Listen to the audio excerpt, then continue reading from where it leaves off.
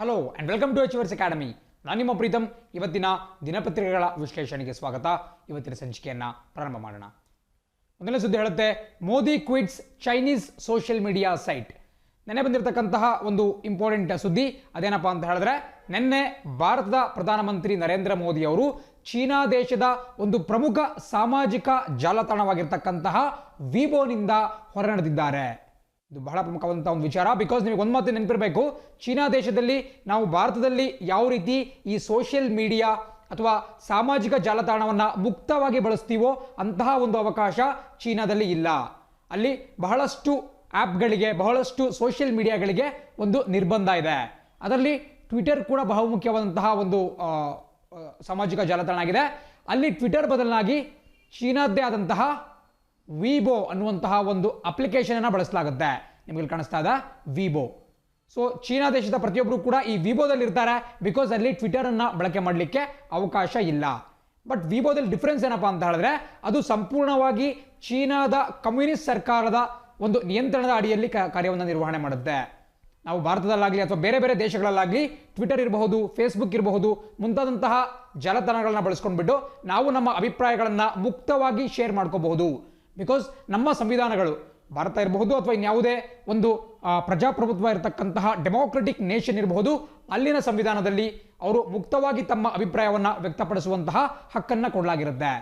But China ಒಂದು communist ಆಡಳಿತವಿರತಕ್ಕಂತಹ ದೇಶ, ಹಾಗಾಗಿ ಅಲ್ಲಿ ಮುಕ್ತವಾಗಿ ಈ ಒಂದು ಅಭಿವ್ಯಕ್ತಿ ಸ್ವಾತಂತ್ರ್ಯ, ಫ್ರೀಡಮ್ ಆಫ್ ಎಕ್ಸ್ಪ್ರೆಷನ್ ಅಲ್ಲಿ ಇಲ್ಲ. ಸೊ ಹಾಗಾಗಿ ವಿಬೋವನ್ನು ಬಳಸಲಾಗುತ್ತೆ. ವಿಬೋದಲ್ಲಿ ಅಲ್ಲಿನ ಸರ್ಕಾರದ ವಿರುದ್ಧವಾಗಲಿ ಅಥವಾ ಅಲ್ಲಿನ ದೇಶದ ವಿರುದ್ಧವಾಗಿ ಏನಾದರೂ ನೀವು ಕಂಟೆಂಟನ್ನು ಪೋಸ್ಟ್ ಮಾಡಿದ್ರೆ ಅದನ್ನು ಇಮಿಡಿಯೇಟ್ ಆಗಿ ಡಿಲೀಟ್ ಮಾಡಲಾಗುತ್ತೆ. ಸೊ ಹಾಗಾಗಿ ವಿಬೋ ಅನ್ನೋದು ಗೊತ್ತಿರಬೇಕಾಗುತ್ತೆ. ಅದನ್ನು ನಾವು ಇನ್ನೊಂದು ಸ್ವಲ್ಪ ಸಿಂಪಲ್ ಆಗಿ ಹೇಳ್ಬೇಕಂದ್ರೆ ಚೈನೀಸ್ ಟ್ವಿಟರ್ ಅಂತಲೂ ಕೂಡ ಕರೆಯಲಾಗುತ್ತೆ. ಅಂದರೆ ಚೀನಾ ದೇಶದಲ್ಲಿ ಇದು ಟ್ವಿಟರ್ ಅಂತಲೇ ಕರೆಯಲಾಗುತ್ತೆ.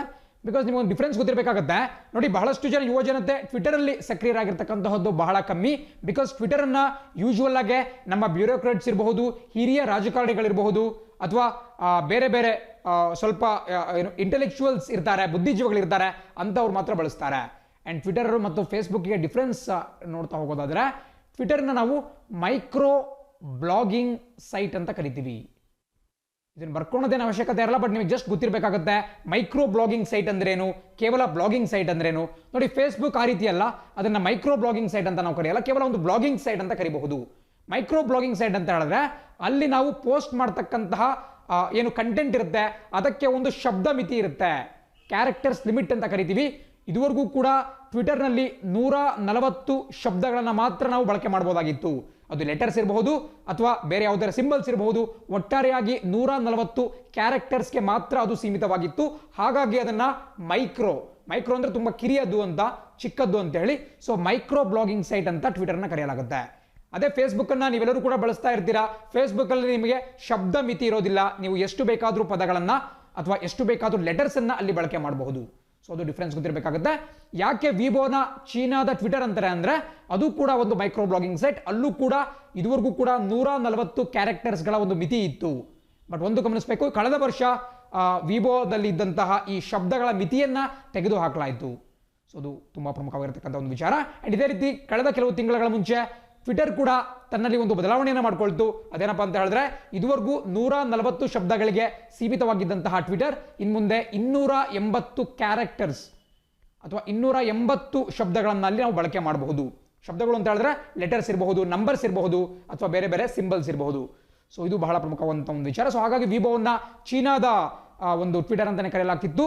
2015ನೇ ಇಸ್ವಿಯಲ್ಲಿ ನಮ್ಮ ಪ್ರಧಾನಮಂತ್ರಿ ನರೇಂದ್ರ ಮೋದಿ ಅವರು ಚೀನಾಕ್ಕೆ ಅಧಿಕೃತವಾಗಿ ಪ್ರವಾಸಕ್ಕೆ ಹೊರಟಿದ್ರು, ಚೀನಾ ವಿಸಿಟಿಗೆ ಹೊರಟಿದ್ರು. ಸೊ ಅಂತಹ ಸಂದರ್ಭದಲ್ಲಿ ಚೀನಾದ ನಾಗರಿಕರೊಡನೆ ನೇರವಾಗಿ ಸಂವಹನ ನಡೆಸುವಂತಹ ದೃಷ್ಟಿಯಿಂದ ವಿಬೋದಲ್ಲಿ ಒಂದು ಅಕೌಂಟನ್ನು ಓಪನ್ ಮಾಡಿದ್ರು. ಏನು ವಿಬೋ ಸಾಮಾಜಿಕ ಜಾಲತಾಣ ಇದೆ, ಅದರಲ್ಲಿ ಒಂದು ಅಕೌಂಟನ್ನು ಓಪನ್ ಮಾಡಿದ್ರು. ಅದು ಸಂಪೂರ್ಣ ಚೀನಾ ದೇಶದ ಒಂದು ನಿಯಂತ್ರಣಕ್ಕೆ ಒಳಪಟ್ಟಿದೆ. ಬಟ್ ಆದರೂ ಕೂಡ ಅಲ್ಲಿನ ಜನರೊಂದಿಗೆ ಇಂಟರಾಕ್ಟ್ ಮಾಡುವಂತಹ ದೃಷ್ಟಿಯಿಂದ ಮೋದಿ ಇಂತಹ ಒಂದು ಕೆಲಸವನ್ನು ಮಾಡಿದ್ರು. ಹಾಗೂ ಸಾಕಷ್ಟು ಜನಪ್ರಿಯತೆಯನ್ನು ಕೂಡ ಗಿಟ್ಟಿಸ್ಕೊಂಡಿದ್ರು. ಸುಮಾರು 2-2.5 ಲಕ್ಷದಷ್ಟು ಫಾಲೋವರ್ಸ್ ಕೂಡ ನರೇಂದ್ರ ಮೋದಿ ಅವರ ವಿಬೋ ಅಕೌಂಟ್ನಲ್ಲಿ ಇದ್ರು. ಬಟ್ ಇವತ್ತು ಬಂದಿರತಕ್ಕಂತಹ ಸುದ್ದಿ ಏನಪ್ಪಾ ಅಂದರೆ, ಇತ್ತೀಚೆಗಷ್ಟೇ ಭಾರತ ಮತ್ತು ಚೀನಾ ನಡುವೆ ಗಡಿ ವಿವಾದ ಉಂಟಾಯಿತು. ಅದಾದ ಬಳಿಕ ನಮ್ಮ ಭಾರತದ ಏನು ಎಲೆಕ್ಟ್ರಾನಿಕ್ಸ್ ಮತ್ತು ಇನ್ಫಾರ್ಮೇಷನ್ ಮಿನಿಸ್ಟ್ರಿ ಏನಿದೆ, MEIT ministry of electronics and information, information technology, ಆ ಒಂದು ಸಚಿವಾಲಯ ಚೀನಾ ದೇಶ ಮೂಲದ ಸುಮಾರು 59 ಅಪ್ಲಿಕೇಶನ್ಗಳನ್ನು ಬ್ಯಾನ್ ಮಾಡಿಬಿಟ್ಟು ನಿಷೇಧಕ್ಕೊಳಪಡಿಸ್ಬಿಟ್ಟು ಆದೇಶವನ್ನು ಹೊರಡಿಸ್ತು. ಸೊ ಆ 59 ಚೀನಾ ದೇಶದ ಆ್ಯಪ್ಗಳಲ್ಲಿ ಈ ವಿವೋ ಕೂಡ ಒಂದಾಗಿತ್ತು. ಸೊ ಹಾಗಾಗಿ ಡೆಫಿನೆಟ್ಲಿ ನರೇಂದ್ರ ಮೋದಿ ಅವರು ಇದರಿಂದ ಹೊರಗೆ ಬರಲೇಬೇಕಾಗಿತ್ತು. ಅವರು ಈ ಒಂದು ಘೋಷಣೆ ಬಿದ್ದು 2 ದಿನಗಳ ಒಳಗಾಗಿ ವಿವೋ ಅಕೌಂಟ್ನಲ್ಲಿ ಇದ್ದಂತಹ ಎಲ್ಲ ಪೋಸ್ಟ್ಗಳನ್ನು ಡಿಲೀಟ್ ಮಾಡಿಬಿಟ್ಟು ಆ ಒಂದು ಪ್ಲಾಟ್ಫಾರ್ಮ್ನಿಂದ ಹೊರಗಡೆ ಬರ್ತಾ ಇದ್ದಾರೆ. ನೋಡಿ, ಇದರಿಂದ ಚೀನಾಕ್ಕೇನೋ ದೊಡ್ಡ ಲಾಸ್ ಆಗುತ್ತೆ ಅಂತಲ್ಲ, ಬಟ್ ಜಸ್ಟ್ ಒಂದು ಗೆಸ್ಚರ್ ತೋರಿಸ್ತಾ ಇದ್ದೇವೆ. ನಮ್ಮ ಭಾರತ ತನ್ನ ಒಂದು ಧೋರಣೆಯನ್ನು ತೋರಿಸ್ತಾ ಇದೆ. ಚೀನಾ ಇದೇ ರೀತಿ ತನ್ನ ಆಟಾಟೋಪವನ್ನು ಮುಂದುವರಿಸಿದ್ರೆ, ಅವರು ಬಾಲವನ್ನು ಬಿಚ್ಚುವುದನ್ನು ಜಾಸ್ತಿ ಮಾಡಿದ್ರೆ ಭಾರತ ಅವರಿಗೆ ತೀಕ್ಷ್ಣವಾದಂತಹ ಪ್ರತ್ಯುತ್ತರವನ್ನು ಕೊಡಬೇಕು ಅನ್ನೋದನ್ನು ಭಾರತ ಒಂದು ತನ್ನ ಧೋರಣೆಯನ್ನು ವ್ಯಕ್ತಪಡಿಸಿದೆ. ಸೊ ಇದು ಬಹಳ ಪ್ರಮುಖ. ಎಕ್ಸಾಂಪಲ್ ಕ್ವಶನ್ ಆಗಬಹುದು. ಇತ್ತೀಚೆಗಷ್ಟೇ ನರೇಂದ್ರ ಮೋದಿ ಅವರು ಚೀನಾ ದೇಶದ ಯಾವ ಒಂದು ಸಾಮಾಜಿಕ ಜಾಲತಾಣದಿಂದ ಹೊರ ನಡೆದಿದ್ದಾರೆ, ಅಥವಾ ಚೀನಾದ ಟ್ವಿಟರ್ ಅಂತಾನೆ ಖ್ಯಾತವಾಗಿರ್ತಕ್ಕಂತಹ ಅಪ್ಲಿಕೇಶನ್ನ ಹೆಸರೇನು ಅಂತ ಕೇಳಬಹುದು. ಅದಕ್ಕೆ ಸರಿಯಾದ ಉತ್ತರ ವಿವೋ ಆಗಿರುತ್ತೆ. ಅದೇ ರೀತಿ 2ನೇ ಸುದ್ದಿ ನೋಡ್ತಾ ಹೋಗೋಣ. ಸುದ್ದಿ ಹೇಳುತ್ತೆ, postal ballot plan was discussed with parties election commission. ನೋಡಿ, ಕಳೆದ ಕೆಲವು ದಿನಗಳ ಹಿಂದೆ ಒಂದು ಸುದ್ದಿ ನಮಗೆಲ್ಲ ಬಂದಿತ್ತು ದಿನಪತ್ರಿಕೆಗಳಲ್ಲಿ. ಅದೇನಪ್ಪ ಅಂತ ಹೇಳಿದ್ರೆ, ಮುಂದೆ ಬರ್ತಕ್ಕಂತಹ ಚುನಾವಣೆಗಳಲ್ಲಿ 65 ವರ್ಷಕ್ಕಿಂತ ಮೇಲ್ಪಟ್ಟಂತಹ ಹಿರಿಯ ನಾಗರಿಕರು, ಎಬೋ 65 ಇಯರ್ಸ್, ಅವರೆಲ್ಲರೂ ಕೂಡ ಪೋಸ್ಟಲ್ ಬ್ಯಾಲೆಟ್ನ ಮೂಲಕ ಮತವನ್ನ ಚಲಾಯಿಸಬಹುದು ಅಂತ ಒಂದು ಆದೇಶವನ್ನ ನಮ್ಮ ಎಲೆಕ್ಷನ್ ಕಮಿಷನ್ ಆಫ್ ಇಂಡಿಯಾ ಅಥವಾ ಕೇಂದ್ರ ಚುನಾವಣಾ ಆಯೋಗ ಹೊರಡಿಸಿತ್ತು. ನೋಡಿ, ಪೋಸ್ಟಲ್ ಬ್ಯಾಲೆಟ್ ಅಂದ್ರೆ ನಿಮಗೆ ಗೊತ್ತಿರಬೇಕಾಗುತ್ತೆ. ನಾವೆಲ್ಲರೂ ಕೂಡ ಮಾಮೂಲಿಯಾಗಿ ಮತದಾನವನ್ನು ಯಾವ ರೀತಿ ಮಾಡ್ತೀವಪ್ಪ ಅಂತ ಹೇಳಿದ್ರೆ, EVM ಎಲೆಕ್ಟ್ರಾನಿಕ್ ವೋಟಿಂಗ್ ಮಿಷಿನ್ನ ಮೂಲಕ ಅಥವಾ ವಿದ್ಯುನ್ಮಾನ ಮತಯಂತ್ರಗಳ ಮೂಲಕ ನಾವು ಮತವನ್ನು ಚಲಾಯಿಸ್ತೀವಿ. ಮತಗಟ್ಟೆಗೆ ಹೋಗ್ಬಿಟ್ಟೆ ವೋಟನ್ನು ಹಾಕಬೇಕು. ಬಟ್ ಕೆಲವೊಂದು ವಿಶೇಷ ಸಂದರ್ಭಗಳಲ್ಲಿ ಈ ಪೋಸ್ಟಲ್ ಬ್ಯಾಲೆಟ್ ಅನ್ನು ಕೊಡಲಾಗುತ್ತೆ. ಸೊ ಆ ಮೂಲಕ ಪೋಸ್ಟಲ್ಲಿ ಅವರು ವೋಟನ್ನು ದಾಖಲು ಮಾಡಬಹುದು. ಅದನ್ನು ಯಾರ್ಯಾರಿಗೆ ಕೊಡಲಾಗ್ತದಪ್ಪ ಅಂತ ಹೇಳಿದ್ರೆ, ಯೂಶುವಲ್ ಆಗಿ ಏನು ಕೇಂದ್ರದ ಕೆಲವು ಆರ್ಮ್ ಫೋರ್ಸಸ್ CAPF ಅಂದರೆ ಕೇಂದ್ರದ ಸಶಸ್ತ್ರ ಪಡೆಗಳಲ್ಲಿದ್ದಂತಹ ಯೋಧರಿಗೆ, ಅದೇ ರೀತಿ ನಮ್ಮ ಭಾರತೀಯ ಸೇನೆಯ ಒಂದು ಅಧಿಕಾರಿಗಳಿಗೆ, ಸೈನಿಕರಿಗೆ, ಹೀಗೆ ಅದೇ ರೀತಿ ಯಾರು ಚುನಾವಣಾ ಒಂದು ರೆಸ್ಪಾನ್ಸಿಬಿಲಿಟಿನ ಹೊಂದಿರ್ತಾರೆ, ಏನು ಚುನಾವಣಾ ಕರ್ತವ್ಯಕ್ಕೆ ಹಾಜರಾಗಿರ್ತಾರೆ, ಅಂತಹ ಅಧಿಕಾರಿಗಳಿಗೂ ಕೂಡ ಈ ಪೋಸ್ಟಲ್ ಬ್ಯಾಲೆಟ್ ಅಂತಕ್ಕಂತಹ ಒಂದು ಆಪ್ಷನ್ ಅನ್ನು ಕೊಡಲಾಗಿತ್ತು. ಫಾರ್ ಎಕ್ಸಾಂಪಲ್, ಯಾವುದೋ ಒಬ್ಬ ಅಧಿಕಾರಿಯನ್ನ ಪಕ್ಕದ ಜಿಲ್ಲೆಯ ಒಂದು ಬೂತ್ ಅಥವಾ ಮತಗಟ್ಟೆಯ ಅಧಿಕಾರಿಯನ್ನಾಗಿ ನೇಮಕ ಮಾಡಲಾಗಿದೆ. ಸೊ ಅವರು ಚುನಾವಣಾ ದಿನದಂದು ಆ ಒಂದು ಮತಗಟ್ಟೆಯಲ್ಲಿ ಇರಬೇಕಾಗುತ್ತೆ. ಸೊ ಹಾಗಾಗಿ ಅವರು ವೋಟ್ನಿಂದ, ಮತದಾನದಿಂದ ವಂಚಿತರಾಗ್ತಿದ್ರು. ಅದನ್ನು ತಡೆಗಟ್ಟುವಂತಹ ಉದ್ದೇಶದಿಂದ ಅಂತಹ ಅಧಿಕಾರಿಗಳಿಗೆ, ಯಾರು ವಿಶೇಷವಾಗಿ ಕರ್ತವ್ಯ ನಿಮಿತ್ತ ತಮ್ಮ ಕ್ಷೇತ್ರದ ಹೊರಗೆ ಕರ್ತವ್ಯವನ್ನು ನಿರ್ವಹಿಸುತ್ತಿದ್ದಾರೆ, ಅಂತಹವರಿಗೆ ಪೋಸ್ಟಲ್ ಬ್ಯಾಲೆಟ್ ಅನ್ನು ಕೊಡಲಾಗಿತ್ತು. ಅವರು ಮನೆಯಲ್ಲೇ ಆ ಒಂದು ಮತಪತ್ರವನ್ನು ಚುನಾವಣಾ ಆಯೋಗದಿಂದ ಪಡೆದುಕೊಂಡ್ಬಿಟ್ಟು ಅದಕ್ಕೆ ವೋಟ್ ಮಾಡಿ ಪೋಸ್ಟ್ ಮೂಲಕ, ಅಂಚೆಯ ಮೂಲಕ ಅವರು ತಮಗೆ ಸಂಬಂಧಪಟ್ಟಂತಹ ಕ್ಷೇತ್ರಕ್ಕೆ ಕಳಿಸಬಹುದಾಗಿತ್ತು. ಅಂಡ್ ಯಾವಾಗಲೂ ಕೂಡ ನೀವು ಚುನಾವಣಾ ಫಲಿತಾಂಶವನ್ನು ನೋಡೋದಾದ್ರೆ ಕ್ಷಣಕ್ಕೂ ರೋಚಕವಾದಂತಹ ಒಂದು ಟರ್ನ್ಸ್ ಆಗ್ತಾ ಇರುತ್ತೆ. ಸೊ ಅದನ್ನು ನೀವು ನೇರವಾಗಿ ವೀಕ್ಷಣೆ ಮಾಡೋದಾದ್ರೆ ಯಾವಾಗಲೂ ಕೂಡ ಸ್ಟಾರ್ಟಿಂಗ್ ಅಲ್ಲಿ ಈ ಪೋಸ್ಟಲ್ ಬ್ಯಾಲೆಟ್ಸ್ ಗಳನ್ನ, ಅಂಚೆ ಮತಪತ್ರಗಳನ್ನ ಎಣಿಕೆ ಮಾಡ್ತಾರೆ. ಅದಾದ ಮೇಲೆ ಎಲೆಕ್ಟ್ರಾನಿಕ್ ವೋಟಿಂಗ್ ಮಿಷಿನ್ ನಲ್ಲಿ ಇರತಕ್ಕಂತಹ ಮತಗಳ ಎಣಿಕೆ ಕಾರ್ಯ ಮುಂದುವರಿಯುತ್ತೆ. ಸೊ ಇದು ನಮಗೆ ಮಾಮೂಲಿಯಾಗಿ ಗೊತ್ತಿರಬೇಕಾದಂತಹ ಒಂದು ವಿಚಾರ.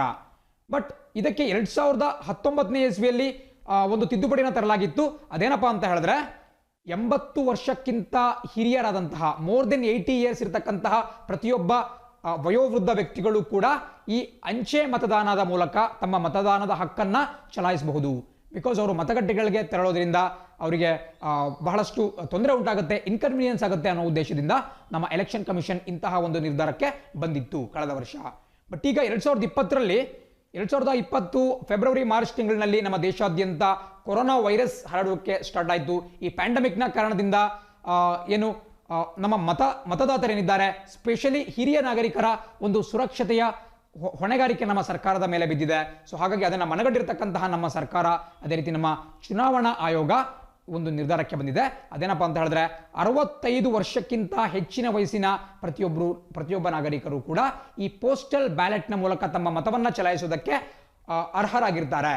ಸೊ ಎಬೋ 65 ಇಯರ್ಸ್, 80 ವರ್ಷ ಇದ್ದಂತಹ ಮಿತಿಯನ್ನ ಕೆಳಗಿಳಿಸ್ಬಿಟ್ಟು 65 ಮಾಡಲಾಗಿದೆ. ಸೊ 65+ ಇರತಕ್ಕಂತಹ ಪ್ರತಿಯೊಬ್ಬರು ಕೂಡ ಮನೆಯಲ್ಲೇ ಕುತ್ಕೊಂಡ್ಬಿಟ್ಟು ಸುಲಭವಾಗಿ ಅಂಚೆ ಮತಪತ್ರದ ಮೂಲಕ ವೋಟಿಂಗ್ ಮಾಡಬಹುದು. ಸೊ ಇದು ಬಹಳ ಪ್ರಮುಖವಾದಂಥ ಒಂದು ವಿಚಾರ. ಇದಕ್ಕೆ ಮೂಲತಃ ಎಲೆಕ್ಷನ್ ಕಮಿಷನ್ ಆಫ್ ಇಂಡಿಯಾ ಏನಿದೆ, ಭಾರತೀಯ ಚುನಾವಣಾ ಆಯೋಗ ನಮ್ಮ ಕೇಂದ್ರ ಸರ್ಕಾರಕ್ಕೆ ಒಂದು ರಿಕ್ವೆಸ್ಟ್ ಅನ್ನು ಕಳಿಸಿತ್ತು. ಈ ರೀತಿ ಹಿರಿಯ ನಾಗರಿಕರ ಸುರಕ್ಷತೆಯ ದೃಷ್ಟಿಯಿಂದ ಬಿಕಾಸ್ ನೀವು ಕೇಳಿರಬೇಕು 65 ವರ್ಷ ಮೇಲ್ಪಟ್ಟ ನಾಗರಿಕರು ವಿಶೇಷವಾಗಿ ಈ ಕೊರೋನಾ ವೈರಸ್ನಿಂದ ಸಾಕಷ್ಟು ತೊಂದರೆಯನ್ನು ಅನುಭವಿಸುವಂತಹ ಸಾಧ್ಯತೆ ಇರುತ್ತೆ. ವಲ್ನರಬಲ್ ಕಮ್ಯುನಿಟಿ ಅಂತ ಕರೆಯಲಾಗುತ್ತೆ. ಸೊ ಅವರಿಗೆ ಇದನ್ನ ಎಕ್ಸ್ಟೆಂಡ್ ಮಾಡಬೇಕು ಅಂತ ಹೇಳಿ ಒಂದು ಕೋರಿಕೆಯನ್ನು ಕೊಟ್ಟಿದ್ದು, ಅದನ್ನ ಮನ್ನಿಸಿರ್ತಕ್ಕಂತಹ ನಮ್ಮ ಕೇಂದ್ರ ಕಾನೂನು ಸಚಿವಾಲಯ ಅಥವಾ ಲಾ ಮಿನಿಸ್ಟ್ರಿ ಏನಿದೆ ಅವರು ಈ ಸಂಬಂಧ ಒಂದು ಆದೇಶವನ್ನು ಹೊರಡಿಸಿದ್ದಾರೆ ಮತ್ತು 65 ಇಯರ್ಸ್ಗಿಂತ ಹೆಚ್ಚಿನವರಿಗೆ ಈ ಒಂದು ಅವಕಾಶವನ್ನು ಕೊಡಲಾಗಿದೆ. ಇಲ್ಲಿ ಗಮನಿಸಬೇಕಾಗಿರ್ತಕ್ಕಂಥ ವಿಚಾರ, ಇದಕ್ಕೆ ಸಂಬಂಧಪಟ್ಟಂತೆ ಕೇಂದ್ರ ಸರ್ಕಾರ ಯಾವುದೇ ಒಂದು ಹೊಸ ಕಾಯ್ದೆಯನ್ನು ಜಾರಿಗೆ ತಂದಿಲ್ಲ ಅಥವಾ ಒಂದು ಸುಗ್ರೀವಾಜ್ಞೆಯನ್ನು ಹೊರಡಿಸ್ತಾ ಇಲ್ಲ. ಬದಲಾಗಿ ಕೇವಲ ಈ ಚುನಾವಣಾ ನಿಯಮಾವಳಿಗೆ ತಿದ್ದುಪಡಿಯನ್ನು ತರುವುದರ ಮೂಲಕ ಇದನ್ನ ಅಲೋ ಮಾಡಿದೆ. ಬಿಕಾಸ್ ಎಲ್ಲರೂ ಕೂಡ ಒಂದು ಮಾತನ್ನು ಗಮನಿಸಬೇಕು.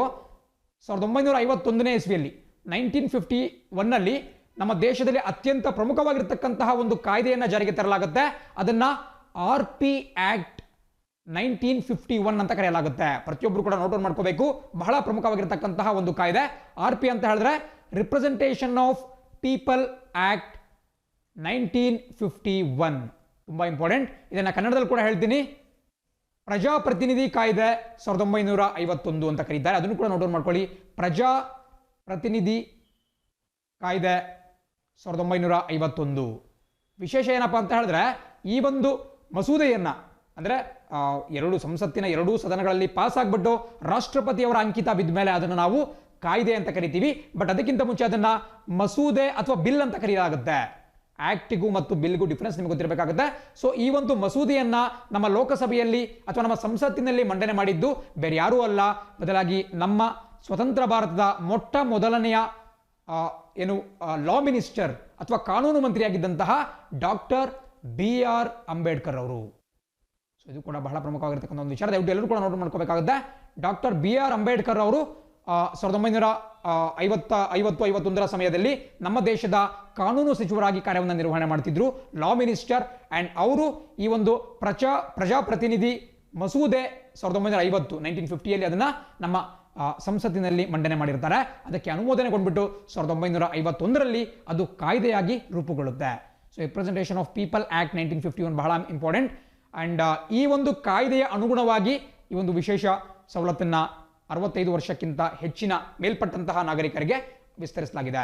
Because representation of people act ಏನ್ ಹೇಳುತ್ತಪ್ಪ ಅಂತ ಹೇಳಿದ್ರೆ, ನಮ್ಮ ಭಾರತೀಯ ಚುನಾವಣಾ ಆಯೋಗ ಯಾರಿಗಾದ್ರೂ ಈ ಒಂದು ಫೆಸಿಲಿಟಿಯನ್ನ ಪೋಸ್ಟಲ್ ಬ್ಯಾಲೆಟ್ ಫೆಸಿಲಿಟಿನ ಕೊಡಬೇಕು ಅಂತ ಇಷ್ಟಪಡ್ತು ಅಂತ ಹೇಳಿದ್ರೆ ಅದು ಯಾರಿಗೆ ಬೇಕಾದ್ರೂ ಕೊಡ್ಬೋದು ಅಂತ ಒಂದು ಕಾಯ್ದೆ ಹೇಳುತ್ತೆ. ಆ ಕಾಯ್ದೆಯ ಆ ಒಂದು ಕ್ಲಾಸ್ ಅನ್ನ ಬಳಸ್ಕೊಂಡ್ಬಿಟ್ಟು ನಮ್ಮ ಕೇಂದ್ರ ಸರ್ಕಾರ ಮತ್ತು ಚುನಾವಣಾ ಆಯೋಗಗಳು ಒಂದು ಮಾತನಾಡ್ಕೊಂಡ್ಬಿಟ್ಟು ಕನ್ಸಲ್ಟ್ ಮಾಡಿಬಿಟ್ಟು ಈ ಒಂದು ನಿರ್ಧಾರಕ್ಕೆ ಬಂದಿದ್ದಾರೆ. ಇದು ಬಹಳ ಪ್ರಮುಖವಾಗಿರ್ತಕ್ಕಂಥ ಒಂದು ವಿಚಾರ. ಅಂಡ್ ಇದನ್ನ ಲಾ ಮಿನಿಸ್ಟ್ರಿ ಅಥವಾ ಕಾನೂನು ಸಚಿವಾಲಯ ಜಾರಿಗೆ ತರ್ತಾ ಇರೋದು. ಸೊ ಹಾಗಾಗಿ ಪ್ರಸಕ್ತವಾಗಿ ನಮ್ಮ ದೇಶದ ಕಾನೂನು ಸಚಿವರು ಯಾರು ಅಂತ ಗೊತ್ತಿರಬೇಕಾಗುತ್ತೆ. ನಾನು ಆಗ್ಲೇ ಹೇಳಿದೆ, ನಮ್ಮ ದೇಶದ ಮೊಟ್ಟ ಮೊದಲ ಕಾನೂನು ಸಚಿವರು ಡಾಕ್ಟರ್ BR ಅಂಬೇಡ್ಕರ್ ಅವರು. ಅಂಡ್ ಪ್ರಸಕ್ತವಾಗಿ ನಮ್ಮ ಲಾ ಮಿನಿಸ್ಟರ್ ಯಾರಪ್ಪ ಅಂತ ಹೇಳಿದ್ರೆ ಶ್ರೀಯುತ ರವಿಶಂಕರ್ ಪ್ರಸಾದ್ ಅವರು. ಸೊ ಇವರ ಹೆಸರನ್ನ ದಯವಿಟ್ಟು ನೋಟ್ ಡೌನ್ ಮಾಡ್ಕೊಳ್ಳಿ. ರವಿಶಂಕರ್ ಪ್ರಸಾದ್ ಅವರು ಪ್ರಸಕ್ತವಾಗಿ ನಮ್ಮ ಕೇಂದ್ರದ ಕಾನೂನು ಸಚಿವರಾಗಿ ಕಾರ್ಯವನ್ನು ನಿರ್ವಹಣೆ ಮಾಡುತ್ತಿದ್ದಾರೆ. ಅದೇ ರೀತಿ ನಮ್ಮ ಕರ್ನಾಟಕದಲ್ಲಿ ಮಾಧುಸ್ವಾಮಿ ಅವರು ಕಾನೂನು ಮಂತ್ರಿ ಮತ್ತು ಸಂಸದೀಯ ವ್ಯವಹಾರಗಳು ಪಾರ್ಲಿಮೆಂಟರಿ ಅಫೇರ್ಸ್ ಮಿನಿಸ್ಟರ್ ಮತ್ತೆ ಈ ಜಸ್ಟಿಸ್ ಅಂಡ್ ಲಾ ಮಿನಿಸ್ಟರ್ ಆಗಿ ಕಾರ್ಯವನ್ನು ನಿರ್ವಹಣೆ ಮಾಡ್ತಿದ್ದಾರೆ. ಸೊ ಡೀಟೇಲ್ಸ್ ಗೊತ್ತಿರಬೇಕಾಗುತ್ತೆ. ಇವತ್ತಿನ ಸುದ್ದಿ ಏನು ಹೇಳುತ್ತಪ್ಪ ಅಂತ ಹೇಳಿದ್ರೆ, ಇತ್ತೀಚೆಗಷ್ಟೇ ಕಮ್ಯುನಿಸ್ಟ್ ಪಕ್ಷ CPIM ಪಕ್ಷದ ಸೀತಾರಾಮ್ ಯೆಚೂರಿ ಅವರು ಈ ಒಂದು ನಮ್ಮ ಕೇಂದ್ರ ಸರ್ಕಾರ ಮತ್ತು ಚುನಾವಣಾ ಆಯೋಗದ ನಿರ್ಧಾರಕ್ಕೆ ವಿರೋಧವನ್ನು ವ್ಯಕ್ತಪಡಿಸಿದ್ರು.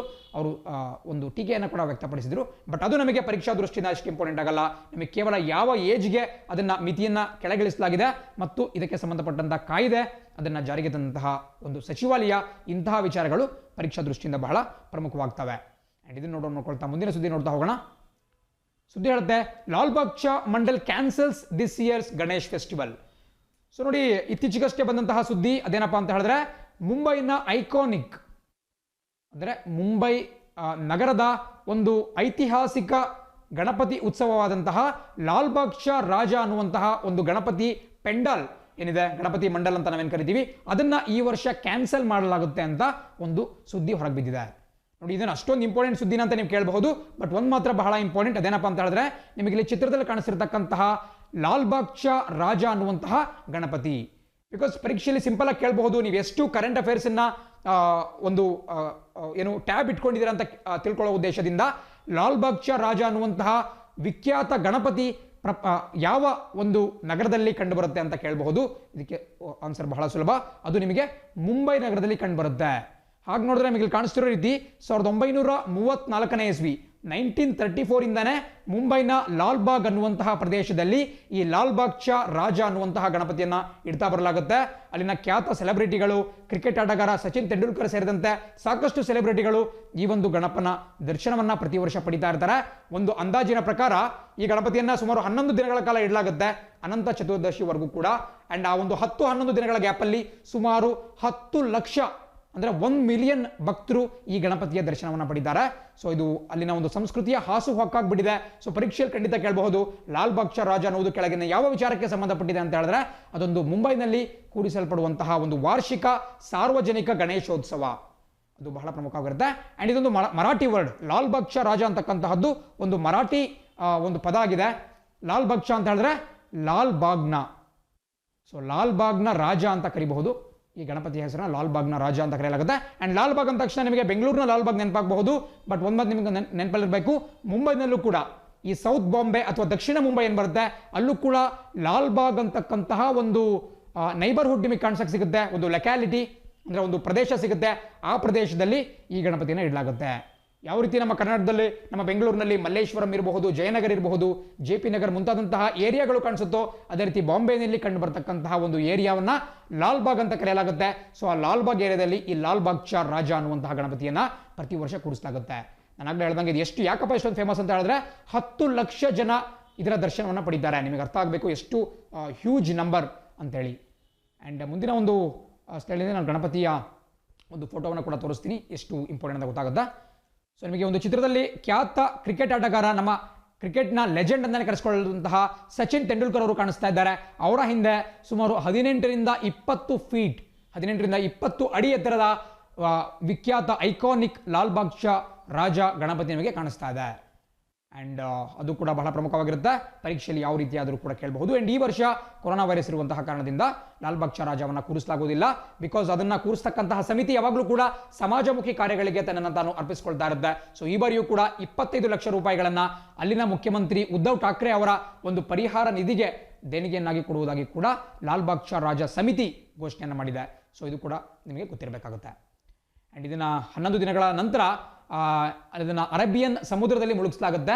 ಬಿಕಾಸ್ ನಿಮ್ಗೆ ಗೊತ್ತಿರಬೇಕು, ಮುಂಬೈ ಒಂದು ಕರಾವಳಿ ಪ್ರದೇಶದಲ್ಲಿ ಬರುವಂತಹ ನಗರ, ಅದರ ಸಮೀಪದಲ್ಲೇ ಬೀಚ್ ಸಿಗುತ್ತೆ. ಸೊ ಅಲ್ಲಿ ಕೂರಿಸ್ತಕ್ಕಂತಹ ಗಣಪತಿಗಳನ್ನ ತೆಗೆದುಕೊಂಡು ಹೋಗ್ಬಿಟ್ಟು ಅರೇಬಿಯನ್ ಸಮುದ್ರಕ್ಕೆ ಬಿಡಲಾಗುತ್ತೆ. ಅಂಡ್ ಇದು ಈ ಒಂದು ಲಾಲ್ಬಾಗ್ ಚಾ ರಾಜ ಗಣಪತಿಯನ್ನು ಕೂಡ ಮರೀನ್ ಡ್ರೈವ್ ಅಥವಾ ಕ್ವೀನ್ಸ್ ನೆಕ್ಲೆಸ್ ಅಂತ ಏನು ಒಂದು ಖ್ಯಾತ ಪ್ರದೇಶ ಕಂಡು ಬರುತ್ತೆ ಮುಂಬೈನಲ್ಲಿ, ಆ ಒಂದು ಪ್ರದೇಶದ ಬಳಿ ಬರುವಂತಹ ಒಂದು ಚೌಪಟಿ ಬೀಚ್ನಲ್ಲಿ, ಗಿರ್ಗಾಂವ್ ಚೌಪಟಿ ಬೀಚ್ ಅಂತ ಒಂದು ಬೀಚ್ ಕಂಡು ಬರುತ್ತೆ, ಆ ಬೀಚ್ನಲ್ಲಿ ಈ ಗಣಪತಿಯನ್ನು ವಿಸರ್ಜನೆ ಮಾಡಲಾಗುತ್ತೆ. ಅದು ಕೂಡ ಬಹಳ ಪ್ರಮುಖ. ಅಂಡ್ ಮುಂದಿನ ಸುದ್ದಿ ನೋಡ್ತಾ ಹೋಗೋಣ. ಸುದ್ದಿ ಹೇಳುತ್ತೆ 6 ವರ್ಕರ್ಸ್ ಕಿಲ್ಡ್, 17 ಇಂಜ್ಯೂರ್ಡ್ ಇನ್ ಬಾಯ್ಲರ್ ಬ್ಲಾಸ್ಟ್ ಎಟ್ ತಮಿಳುನಾಡು ಪವರ್ ಪ್ಲಾಂಟ್. ನೋಡಿ, ನಮ್ಮ ದೇಶದಲ್ಲಿ ಈ ಕೈಗಾರಿಕೆಗೆ ಸಂಬಂಧಪಟ್ಟಂತ ಅಂದ್ರೆ ಇಂಡಸ್ಟ್ರಿಯಲ್ ಆಕ್ಸಿಡೆಂಟ್ಸ್ ಆಗ್ತಾನೆ ಬರ್ತಾ ಇದ್ದಾವೆ. ಸ್ಟಾರ್ಟಿಂಗ್ ಅಲ್ಲಿ ವಿಶಾಖಪಟ್ಟಣಂನಲ್ಲಿ LG ಪಾಲಿಮರ್ಸ್ ಸಂಸ್ಥೆಯಲ್ಲಿ ಒಂದು ಸ್ಟೈರಿನ್ ಮೋನೋಮರ್ ಅಂತಕ್ಕಂತಹ ಗ್ಯಾಸ್ ಲೀಕ್ ಆಗಿಬಿಟ್ಟು ಹಲವಾರು ಜನಕ್ಕೆ ತೊಂದರೆ ಆಯಿತು. ಅದಾದ ಮೇಲೆ ಒಂದು ಫಾರ್ಮಾ ಕಂಪನಿಯಲ್ಲಿ ಗ್ಯಾಸ್ ಲೀಕ್ ಆಯಿತು. ಹೀಗೆ ಹಲವಾರು ಇಂಡಸ್ಟ್ರಿಯಲ್ ಮಿಶ್ಯಾಬ್ಸ್ ನಡೀತಾನೆ ಇತ್ತು. ಅದಕ್ಕೆ ಮತ್ತೊಂದು ಸೇರ್ಪಡೆ ಅಂತ ಹೇಳಿದ್ರೆ ತಮಿಳುನಾಡಿನಲ್ಲಿ ಒಂದು ವಿದ್ಯುತ್ ಉತ್ಪಾದನಾ ಘಟಕದಲ್ಲಿ ಒಂದು ಬಾಯ್ಲರ್ ಬ್ಲಾಸ್ಟ್ ಆಗಿಬಿಟ್ಟು ಸುಮಾರು 6 ಜನ ಕಾರ್ಮಿಕರು ಮೃತಪಟ್ಟಿದ್ದಾರೆ. ಅತ್ಯಂತ ದಾರುಣ ಘಟನೆ ಅಂತಲೇ ಹೇಳಬಹುದು. ಸೊ ಇದ್ರ ಬಗ್ಗೆ ಕೂಡ ನಿಮಗೆ ಗೊತ್ತಿರಬೇಕಾಗುತ್ತೆ. ಅಂಡ್ ಪರೀಕ್ಷೆಯಲ್ಲಿ ಈ ರೀತಿ ಕೇಳಲ್ಲ, ಎಷ್ಟು ಜನ ಮೃತಪಟ್ಟರು, ಯಾವ ಪ್ರದೇಶದಲ್ಲಿ ಬ್ಲಾಸ್ಟ್ ಆಯಿತು ಅಂತ ಕೇಳಲ್ಲ, ಬಟ್ ಬೇರೆ ರೀತಿ ಟ್ವಿಸ್ಟ್ ಮಾಡಿಬಿಟ್ಟು ಪ್ರಶ್ನೆಗಳನ್ನ ಕೇಳಬಹುದು. ಬಿಕಾಸ್ ಸದ್ಯದಲ್ಲಿ ಈ ಒಂದು ವಿದ್ಯುತ್ ಉತ್ಪಾದನಾ ಸ್ಥಾವರ ಸುದ್ದಿಯಲ್ಲಿದೆ. ಅಂಡ್ ಅದು ಯಾವ ಸ್ಥಾವರ ಅನ್ನೋದು ಬಹಳ ಪ್ರಮುಖವಾಗುತ್ತೆ. ನಿಮಗೆ ಕಾಣಿಸ್ತಾ ಇದೆ NLC limited, NLC India limited ಅಂತಕ್ಕಂತಹ ಒಂದು ಕಂಪನಿಯ ಒಂದು ಸ್ಥಾವರದಲ್ಲಿ, ವಿದ್ಯುತ್ ಉತ್ಪಾದನಾ ಘಟಕದಲ್ಲಿ ಈ ಒಂದು ದುರ್ಘಟನೆ ಸಂಭವಿಸಿದೆ. ಸೊ NLC ಅನ್ನುವಂತಹ ಫುಲ್ ಫಾರ್ಮ್ ಬಹಳ ಪ್ರಮುಖವಾಗುತ್ತೆ. NLC ಅಂತ ಹೇಳಿದ್ರೆ ನೇವೆಲಿ ಲಿಗ್ನೈಟ್ ಕಾರ್ಪೊರೇಷನ್ ಇಂಡಿಯಾ ಲಿಮಿಟೆಡ್, ತುಂಬಾ ಪ್ರಮುಖವಾಗಿರುತ್ತೆ. ಮತ್ತೊಂದ್ಸರಿ ಹೇಳ್ತೀನಿ, NLC ಅಂತ ಹೇಳಿದ್ರೆ ನೇವೆಲಿ ಲಿಗ್ನೈಟ್ ಕಾರ್ಪೊರೇಷನ್. ಅಂಡ್ ಇದು ಯಾವುದಕ್ಕೆ ಸಂಬಂಧಪಟ್ಟಂತ ಸಂಸ್ಥೆಯಪ್ಪ ಅನ್ನೋದು ಬಹಳ ಪ್ರಮುಖ. ಬಿಕಾಸ್ ನಾನು ಆಗಲೇ ಹೇಳಿದ್ದೀನಿ, ನೈವೇಲಿ, ತಮಿಳುನಾಡಿನಲ್ಲಿ ಕಂಡುಬರ್ತಕ್ಕಂತಹ ನೈವೇಲಿ ಯಾವ ಒಂದು ಅದಿರಿಗೆ ಅಥವಾ ಯಾವ ಗಣಿಗಾರಿಕೆಗೆ ಪ್ರಸಿದ್ಧ ಅಂತ ನೀವೆಲ್ಲರಿಗೂ ಕೂಡ ತಿಳ್ಕೊಂಡಿರ್ತೀರಾ. ಹಿಂದಿನ ತರಗತಿಗಳಲ್ಲಿ ನಾನು ಎಕ್ಸ್ಪ್ಲೇನ್ ಮಾಡಿದ್ದೇನೆ. ಅಂಡ್ ಅದೇ ರೀತಿ ಲಿಗ್ನೈಟ್ ಅಂದ್ರೆ ಏನು? ಲಿಗ್ನೈಟ್ ಅಂದ್ರೂ ಕೂಡ ಅದೊಂದು ಕಲ್ಲಿದ್ದಲಿನ ರೂಪ. ಕಲ್ಲಿದ್ದಲಿನಲ್ಲಿ ನಿಮಗೆ ಬೇರೆ ಬೇರೆ ವೆರೈಟಿಗಳು ಸಿಗ್ತಾ ಹೋಗುತ್ತೆ. ಪೀಟಿಂದ ಹಿಡಿದ್ಬಿಟ್ಟು ಆಂಥ್ರಸೈಟ್ ವರೆಗೂ ಕೂಡ ಬೇರೆ ಬೇರೆ ಗುಣಮಟ್ಟದ ಕಲ್ಲಿದ್ದಲು ಸಿಗ್ತಾ ಹೋಗುತ್ತೆ. ಸೊ ಲಿಗ್ನೈಟ್ ಕೂಡ ಒಂದು ಗುಣಮಟ್ಟದ ಕಲ್ಲಿದ್ದಲಾಗಿರುತ್ತೆ. ಅದೇ ರೀತಿ ನೈವೇಲಿ, ತಮಿಳುನಾಡಿನ ನೈವೇಲಿ ಅಂತಕ್ಕಂತಹ ಪ್ರದೇಶ ಕಲ್ಲಿದ್ದಿಲಿನ ಗಣಿಗಾರಿಕೆಗೆ ಸಾಕಷ್ಟು ಫೇಮಸ್ ಆಗಿರುತ್ತೆ. ಸೊ ಹಾಗಾಗಿ ಈ ಒಂದು ವಿದ್ಯುತ್ ಸ್ಥಾವರ ಕಲ್ಲಿದ್ದಿಲಿನಿಂದ ಉತ್ಪಾದನೆ ಮಾಡಲಾಗ್ತಕ್ಕಂತಹ ಉಷ್ಣ ವಿದ್ಯುತ್ ಸ್ಥಾವರ ಅಂತ ನಿಮಗೆಲ್ಲರಿಗೂ ಕೂಡ ಗೊತ್ತಾಗಬೇಕು. ಸೊ ಪರೀಕ್ಷೆಯಲ್ಲಿ ಕೇಳಬಹುದು, ಇತ್ತೀಚೆಗಷ್ಟೇ ಒಂದು ದುರ್ಘಟನೆ ಸಂಭವಿಸಿದಂತಹ ನೇವೇಲಿ ವಿದ್ಯುತ್ ಉತ್ಪಾದನಾ ಘಟಕ ಕೆಳಗಿನ ಯಾವ ಮೂಲದಿಂದ ವಿದ್ಯುತ್ತನ್ನು ಉತ್ಪಾದನೆ ಮಾಡಲತ್ತೆ? ಪವನ ಶಕ್ತಿ, ಅನಿಲ ಶಕ್ತಿ, ಅದೇ ರೀತಿ ಪರಮಾಣು ಶಕ್ತಿ ಅಥವಾ ಕಲ್ಲಿದ್ದಿಲಿನಿಂದ ಬರುವಂತಹ ಉಷ್ಣ ಶಕ್ತಿ. ಸೊ ಖಂಡಿತ ಒಂದು ಥರ್ಮಲ್ ಪವರ್ ಪ್ಲಾಂಟ್, ಉಷ್ಣ ವಿದ್ಯುತ್ ಶಕ್ತಿ. ಬಿಕಾಸ್ ಅಲ್ಲೇ ಹತ್ತಿರದಲ್ಲಿ ನೇವೇಲಿ ಮೈನ್ಸ್ ಅಲ್ಲಿ ಅದನ್ನ ಒಂದು ಓಪನ್ ಕ್ಯಾಸ್ಟ್ ಮೈನ್ ನಮಗೆ ಕಾಣಕ್ಕೆ ಸಿಗುತ್ತೆ. ಸೊ ಆ ಒಂದು ಗಣಿಗಾರಿಕೆಯ ಪ್ರದೇಶದಿಂದ ಕಲ್ಲಿದ್ದಲನ್ನ ತೆಗೆದುಬಿಟ್ಟು ಅದನ್ನು ವಿದ್ಯುತ್ ಉತ್ಪಾದನೆಗೆ ಬಳಕೆ ಮಾಡ್ತಾ ಹೋಗಲಾಗುತ್ತೆ. So NLC Neyveli lignite corporation India limited ಬಹಳ ಪ್ರಮುಖ. ಇದು ಒಂದು ನಮ್ಮ ದೇಶದ ನವರತ್ನ ಕಂಪನಿ ಅನ್ನುವಂತಹ ಒಂದು ಸ್ಟೇಟಸ್ ಅನ್ನು ಕೂಡ ಪಡೆದುಕೊಂಡಿದೆ. ನಿಮಗೆ ಕೂಡ ಗೊತ್ತಿರಬೇಕು, ನವರತ್ನ ಕಂಪನಿಗಳು, ಮಹಾರತ್ನ ಕಂಪನಿಗಳು, ಪ್ರಸಕ್ತವಾಗಿ ಸುಮಾರು 10 ಮಹಾರತ್ನ ಕಂಪನಿಗಳು ಮತ್ತು 14 ನವರತ್ನ ಕಂಪನಿಗಳು, ಹಾಗೆ ಸಾಕಷ್ಟು ಮಿನಿರತ್ನ ಕಂಪನಿಗಳು ನಮ್ಮ ಸರ್ಕಾರದ ಒಡೆತನದಲ್ಲಿದ್ದಾವೆ. ಅವನ್ನ ಪಬ್ಲಿಕ್ ಸೆಕ್ಟರ್ ಎಂಟರ್ಪ್ರೈಸಸ್ ಅಂತ ಕೂಡ ಕರಿತೀವಿ, ಪಬ್ಲಿಕ್ ಸೆಕ್ಟರ್ ಅಂಡರ್ಟೇಕಿಂಗ್ಸ್ ಅಥವಾ ಪಬ್ಲಿಕ್ ಸೆಕ್ಟರ್ ಎಂಟರ್ಪ್ರೈನರ್ಸ್ ಅಂತ ಕೂಡ ಕರಿತೀವಿ. ಸೊ ಆ ಒಂದು ಪಟ್ಟಿಗೆ ಈ ನೇವೇಲಿ ಲಿಗ್ನೈಟ್ ಕಾರ್ಪೊರೇಷನ್ ಕೂಡ ಸೇರುತ್ತೆ. ಸೊ ಅದು ಕೂಡ ನಿಮಗೆ ಗೊತ್ತಿರಬೇಕಾಗುತ್ತೆ. ಅಂಡ್ ಇಲ್ಲಿ ಕೆಳಗಿನ ಭಾಗದಲ್ಲಿ ನಿಮಗೆ 1470 ಮೆಗಾವ್ಯಾಟ್ ಈ ನೇವೇಲಿ ವಿದ್ಯುತ್ ಸ್ಥಾವರ ಏನಿದೆ ಅದು ಒಟ್ಟು 1470 ಮೆಗಾವ್ಯಾಟ್ ಸಾಮರ್ಥ್ಯದ ವಿದ್ಯುತ್ತನ್ನು ಉತ್ಪಾದಿಸುವಂತಹ ಒಂದು ಸಾಮರ್ಥ್ಯವನ್ನು ಹೊಂದಿದೆ. ಅದು ಕೂಡ ನಿಮಗೆ ಗೊತ್ತಿರಬೇಕಾಗುತ್ತೆ. ಅದೇ ರೀತಿ ನಾವು ನಿನ್ನೆ ಕೊಲೆಂಚು ಅಂತಕ್ಕಂತಹ ಭಾರತ ಮತ್ತು ಭೂತಾನ್ನ ಜಂಟಿ ಜಲವಿದ್ಯುತ್ ಯೋಜನೆ ಬಗ್ಗೆ ಕೂಡ ಮಾತಾಡ್ತಿದ್ವಿ. ಅದರ ಒಂದು ಕೆಪಾಸಿಟಿ 600 ಮೆಗಾವ್ಯಾಟ್. ಬಟ್ ಈ ಒಂದು ನೇವೇಲಿ ಸ್ಥಾವರದ ಕೆಪಾಸಿಟಿ ಸುಮಾರು 1470 ಮೆಗಾವ್ಯಾಟ್. ಅದಕ್ಕಿಂತ ಎರಡು ಪಟ್ಟಿಗಿಂತ ಜಾಸ್ತಿ ಒಂದು ಸಾಮರ್ಥ್ಯವನ್ನ ಈ ಒಂದು ಪ್ಲಾಂಟ್ ಹೊಂದಿದೆ. ಅಲ್ಲಿ ಒಂದು ದುರ್ಘಟನೆ ನಡೆದು ಹೋಗ್ಬಿಟ್ಟಿದೆ. ಸೊ ಇದು ಕೂಡ ನಿಮಗೆ ಗೊತ್ತಿರಬೇಕಾಗುತ್ತೆ, ಪರೀಕ್ಷಾ ದೃಷ್ಟಿಯಿಂದ ಬಹಳ ಪ್ರಮುಖವಾಗಿರುತ್ತೆ. ಅಂಡ್ ಈ ಒಂದು ಸ್ಲೈಡ್ನಲ್ಲಿ ನೀವು ವಿವಿಧ ರೀತಿಯಾದಂತಹ ಕೋಲ್ ಬಗ್ಗೆ ನೋಡ್ತಾ ಇದ್ದೀರಾ. ಕಲ್ಲಿದ್ದಲು ಯಾವ್ಯಾವ ರೀತಿ ಬರುತ್ತೆ ಅಂತೇಳಿ ನಾನು ಆಗಲೇ ಹೇಳಿದ್ದೇನೆ. ನೋಡಿ, 100% ಪರೀಕ್ಷೆಯಲ್ಲಿ ಪ್ರಶ್ನೆ ಕೇಳ್ತಾರೆ. ಸ್ಪೆಷಲಿ ಸೈನ್ಸ್ ಕ್ಯಾಟಗರಿಯಲ್ಲಿ ನಿಮಗೆ ಇಂತಹ ಪ್ರಶ್ನೆಗಳನ್ನು ಇನ್ಕ್ಲೂಡ್ ಮಾಡ್ಕೊಳ್ಳಲಾಗುತ್ತೆ. ವಿಶೇಷವಾಗಿ ಆರ್ಟ್ಸ್ ಮತ್ತು ಕಾಮರ್ಸ್ ಬ್ಯಾಕ್ಗ್ರೌಂಡ್ನ ಸ್ಟೂಡೆಂಟ್ಸ್ ಇದನ್ನ ಗಮನವಿಟ್ಟು ಕೇಳಬೇಕಾಗುತ್ತೆ. ಅಂಡ್ ಪರೀಕ್ಷೆಯಲ್ಲಿ 100% ಕೇಳ್ತಕ್ಕಂತಹ ಸಾಧ್ಯತೆ ಇರುತ್ತೆ. ನೋಡಿ, ನಾವು ಕರೆಂಟ್ ಅಫೇರ್ಸ್ ಮಾತಾಡ್ತಾ ಇರಬೇಕಾದ್ರೂ ಕೂಡ ಈ ಸೈನ್ಸ್ಗೆ ರಿಲೇಟೆಡ್ ಆದಂತಹ ಕಾನ್ಸೆಪ್ಟ್ಸ್ ಅನ್ನು ಕೂಡ ಕಲ್ತ್ಕೊಂತಾ ಇದ್ದೇವೆ. ಸೊ ಈ ರೀತಿ ನೀವು ವೈಡನ್ ಮಾಡ್ಕೊಳ್ತಾ ಹೋಗಬೇಕಾಗುತ್ತೆ ನಿಮ್ಮ ಒಂದು ಆಂಬಿಟ್ ಅನ್ನ. ಅಂಡ್ ನಿಮಗೆ ಇಲ್ಲಿ ಕಾಣಿಸ್ತಾ ಇದೆ, ನಾನು ಆಗಲೇ ಹೇಳಿದಂಗೆ ಪೀಟ್ ಅಂತಕ್ಕಂತಹದ್ದು ಅತ್ಯಂತ ಕಳಪೆ ದರ್ಜೆಯ ಕಲ್ಲಿದ್ದಲಾಗಿರುತ್ತೆ. ಅದಿನ್ನೂ ಕೂಡ ಸಾಕಷ್ಟು ಒತ್ತಡ ಮತ್ತು ಶಾಖಕ್ಕೆ ಒಳಗಾದ ಮೇಲೆ ಅದು ಉತ್ತಮ ಗುಣಮಟ್ಟದ ಕೋಲ್ ಅಥವಾ ಕಲ್ಲಿದ್ದಲಾಗಿ ಹೊರಹೊಮ್ಮುತ್ತೆ. ಬಟ್ ಪೀಟ್ ಕೇವಲ ಅತ್ಯಂತ ಕಳಪೆ ದರ್ಜೆ ಮತ್ತು ಕಡಿಮೆ ಬೆಲೆಯದ್ದು. ನಿಮಗೆ ಇಲ್ಲಿ ಕಾಣಿಸ್ತಾ ಇದೆ ಲೋ ಹೀಟ್ ಕಂಟೆಂಟ್, ಅಂದ್ರೆ ಅದನ್ನ ಸುಟ್ಟಾಗ ಅಥವಾ ಅದನ್ನ ನಾವು ಹೀಟ್ ಮಾಡಿದಾಗ ಕಡಿಮೆ ಬಿಸಿಯನ್ನ ಹೊರಸೂಸುತ್ತೆ. ಸೊ 1 kg ಪೀಟ್ನ ಬಳಸ್ಬಿಟ್ಟು ನಾವು ಎಷ್ಟು ಶಾಖವನ್ನ ಪಡಿಬಹುದು, ಅದಕ್ಕಿಂತ ಹೆಚ್ಚಿನ ಶಾಖವನ್ನ ನಾವು ಲಿಗ್ನೈಟ್ ಅಥವಾ ಬಿಟುಮಿನಸ್ ಅಥವಾ ಆಂಥ್ರಸೈಟ್ ಬಳಸ್ಬಿಟ್ಟು ಉತ್ಪಾದನೆ ಮಾಡಬಹುದು. ಸೊ ಹಾಗಾಗಿ ಪೀಟನ್ನ ಕಡಿಮೆ ಪ್ರಿಫರ್ ಮಾಡಲಾಗುತ್ತೆ. ಅಷ್ಟೊಂದು ಉತ್ತಮ ಗುಣಮಟ್ಟದ ಕಲ್ಲಿದ್ದಲು ಅಲ್ಲ. ಅದೇ ರೀತಿ ಅದರ ಬಲಭಾಗದಲ್ಲಿ ನಿಮಗೆ ಲಿಗ್ನೈಟ್ ಕಾಣಿಸ್ತಾ ಇದೆ, ಅದನ್ನ ಬ್ರೌನ್ ಕೋಲ್ ಅಂತ ಕರೆಯಲಾಗುತ್ತೆ. ಇದು ಕೂಡ ಸ್ವಲ್ಪ ಕಡಿಮೆ ಒಂದು ಶಾಖ ನೀಡತಕ್ಕಂತಹ ಕೆಪಾಸಿಟಿನ ಹೊಂದಿರುತ್ತೆ. ಬಟ್ ಆದರೂ ಕೂಡ ಪೀಟ್ಗಿಂತ ಸ್ವಲ್ಪ ಉತ್ತಮ ದರ್ಜೆಯದ್ದು. ಅದಾದ್ಮೇಲೆ ನಿಮಗೆ ಬಿಟುಮಿನಸ್ ಕೋಲ್ ಬರುತ್ತೆ. ಬಿಟುಮಿನಸ್ ಕೋಲ್ ಅಂತ ಹೇಳಿದ್ರೆ ಅದನ್ನ ಸಾಫ್ಟ್ ಕೋಲ್ ಅಂತ ಕೂಡ ಕರೆಯಲಾಗುತ್ತೆ. ಅಂಡ್ ಅದು ಕಂಪ್ಯಾರಿಟಿವ್ಲಿ ಉತ್ತಮವಾದಂತಹ ಒಂದು ಸಾಮರ್ಥ್ಯವನ್ನು ಹೊಂದಿರುತ್ತೆ. ಅದೇ ರೀತಿ ಕೊನೆಯಲ್ಲಿ ನಿಮಗೆ ಅತ್ಯಂತ ಶ್ರೇಷ್ಠ ಗುಣಮಟ್ಟದ ಕಲ್ಲಿದ್ದಲು ಕಂಡು ಬರುತ್ತೆ. ಅದನ್ನ ಆಂಥ್ರಸೈಟ್ ಅಂತ ಕರಿತೀವಿ, ಅದನ್ನ ಹಾರ್ಡ್ ಕೋಲ್ ಅಂತ ಕೂಡ ನಾವು ಕರೆಯಬಹುದು. ಆಂಥ್ರಸೈಟ್ ಬಂದ್ಬಿಟ್ಟು ಹೈಲಿ ಡಿಸೈರಬಲ್ ಫ್ಯೂಯಲ್, ಅತ್ಯಂತ ಉತ್ತಮವಾದಂತಹ ಒಂದು ಇಂಧನ ಅಂತ ಕರೀಬಹುದು. ಬಿಕಾಸ್ ಕಡಿಮೆ ಒಂದು ಕ್ವಾಂಟಿಟಿಯಲ್ಲಿ ಇದು ಹೆಚ್ಚಿನ ಶಕ್ತಿಯನ್ನು ಬಿಡುಗಡೆ ಮಾಡುತ್ತೆ, ಶಾಖ ಶಕ್ತಿಯನ್ನು ಬಿಡುಗಡೆ ಮಾಡುತ್ತೆ, ಹೀಟ್ ಎನರ್ಜಿನ ಬಿಡುಗಡೆ ಮಾಡುತ್ತೆ. ಸೊ ಹಾಗಾಗಿ ಆಂಥ್ರಸೈಟ್ ಅಂತಕ್ಕಂತಹದ್ದು ಬಹಳ ಉತ್ತಮವಾಗಿರ್ತಕ್ಕಂತಹ ಒಂದು ಉತ್ತಮ ದರ್ಜೆಯ ಕಲ್ಲಿದ್ದಲು. ಸೊ ಪರೀಕ್ಷೆಯಲ್ಲಿ ಕೇಳಬಹುದು, ಕೆಳಗಿನ ಯಾವ ಕಲ್ಲಿದ್ದಲು ಅತ್ಯಂತ ಶ್ರೇಷ್ಠ ಅಥವಾ ಅತ್ಯಂತ ಕಳಪೆ ಅಂತ ಕೇಳಿದ್ರೆ ಪೀಟ್ ಅತ್ಯಂತ ಕಳಪೆ ಮತ್ತು ಆಂಥ್ರಸೈಟ್ ಅತ್ಯಂತ ಶ್ರೇಷ್ಠ. ಅಂಡ್ ನಾನು ಆಗಲೇ ಹೇಳಿದಂಗೆ ನಿಮಗೆ ನೇವೇಲಿಯಲ್ಲಿ ಆ NLC ಏನು ಬರುತ್ತೆ ಅದರ ಹೆಸರೇ ನೇವೇಲಿ ಲಿಗ್ನೈಟ್ ಕಾರ್ಪೊರೇಷನ್. ಸೊ ಅಲ್ಲಿ ಕಂಡು ಬರ್ತಕ್ಕಂತಹ ಕಲ್ಲಿದ್ದಲು ಲಿಗ್ನೈಟ್ಗೆ ಸೇರಿದ್ದು. ಈ ಲಿಗ್ನೈಟ್ ಅಂತಕ್ಕಂತಹ ರೂಪ ಏನಿದೆ ಆ ಒಂದು ರೂಪಕ್ಕೆ ಸೇರಿದಂತಹ ಕಲ್ಲಿದ್ದಲು ಅಥವಾ ಕೋಲ್ ನಮಗೆ NLC ತಮಿಳುನಾಡಿನ ನೇವೇಲಿಯಲ್ಲಿ ಸಿಗ್ತಾ ಹೋಗುತ್ತೆ. ಸೊ 4 ವೆರೈಟೀಸ್ ಕೂಡ ಬಹಳ ಇಂಪಾರ್ಟೆಂಟ್. ಇದೇ ರೀತಿ ನಿಮಗೆ ಕಬ್ಬಿಣದ ಅದಿರಿನಲ್ಲೂ ಕೂಡ ಬೇರೆ ಬೇರೆ ವೆರೈಟಿಗಳು ಬರ್ತಾ ಹೋಗ್ತವೆ. ಮ್ಯಾಗ್ನೆಟೈಟ್, ಹೆಮಟೈಟ್ ಅಂತ ವೆರೈಟಿಗಳು ಬರ್ತಾ ಹೋಗ್ತವೆ. ಅದನ್ನು ಕೂಡ ನೀವು ನೆನಪಲ್ಲಿಟ್ಕೋಬೇಕಾಗುತ್ತೆ. ಮುಂದೆ ಕಬ್ಬಿಣದ ಅದಿರು ಬಗ್ಗೆ ಯಾವುದಾದ್ರೂ ನ್ಯೂಸ್ ಬಂದಾಗ ಅದನ್ನು ಕೂಡ ಡಿಸ್ಕಸ್ ಮಾಡೋಣ. ಬಟ್ ಈಗ ನೀವು peat, lignite, bituminous and anthracite ಅಂತಕ್ಕಂತಹ 4 ವೆರೈಟಿಗಳ ಬಗ್ಗೆ ನಿಮಗೆ ಗೊತ್ತಿರಬೇಕಾಗುತ್ತೆ. ಅಂಡ್ ಇಲ್ಲಿ ಮೇಲ್ಗಡೆ ಕೂಡ ನೋಡ್ತಾ ಇದ್ದೀರಾ, ನಿಮಗೆ 2 ಪಾಯಿಂಟ್ಸ್ ಕಾಣಿಸ್ತಾ ಇದೆ ನೋಡಿ. ಈ ರೀತಿಯೂ ಕೂಡ ಕ್ವಶನ್ ಆಗಬಹುದು. ಇನ್ಕ್ರೀಸಿಂಗ್ ಮಾಯಿಶ್ಚರ್ ಕಾಂಟೆಂಟ್ ಅಂದ್ರೆ ನೀವು ಬಲಭಾಗದಿಂದ ಎಡಭಾಗಕ್ಕೆ ಹೋಗ್ತಾ ಇದ್ದೀರಾ ಅಂತ ಹೇಳಿದ್ರೆ ಅಲ್ಲಿ ಏನು ಆರ್ದ್ರತೆ ಅಂದ್ರೆ ನೀರಿನ ಪ್ರಮಾಣ, ತೇವಾಂಶ ಏನಿರುತ್ತೆ ಅದು ಜಾಸ್ತಿ ಆಗ್ತಾ ಹೋಗುತ್ತೆ. Increasing moisture content.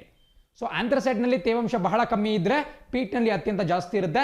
ನಿಮಗೆ ಬಹಳ ಚೆನ್ನಾಗಿ ಗೊತ್ತು, ತೇವಾಂಶ ಜಾಸ್ತಿ ಇತ್ತು ಅಂತ ಹೇಳಿದ್ರೆ ಆ ಒಂದು ಇಂಧನ ಸರಿಯಾಗಿ ಉರಿಯೋದಿಲ್ಲ.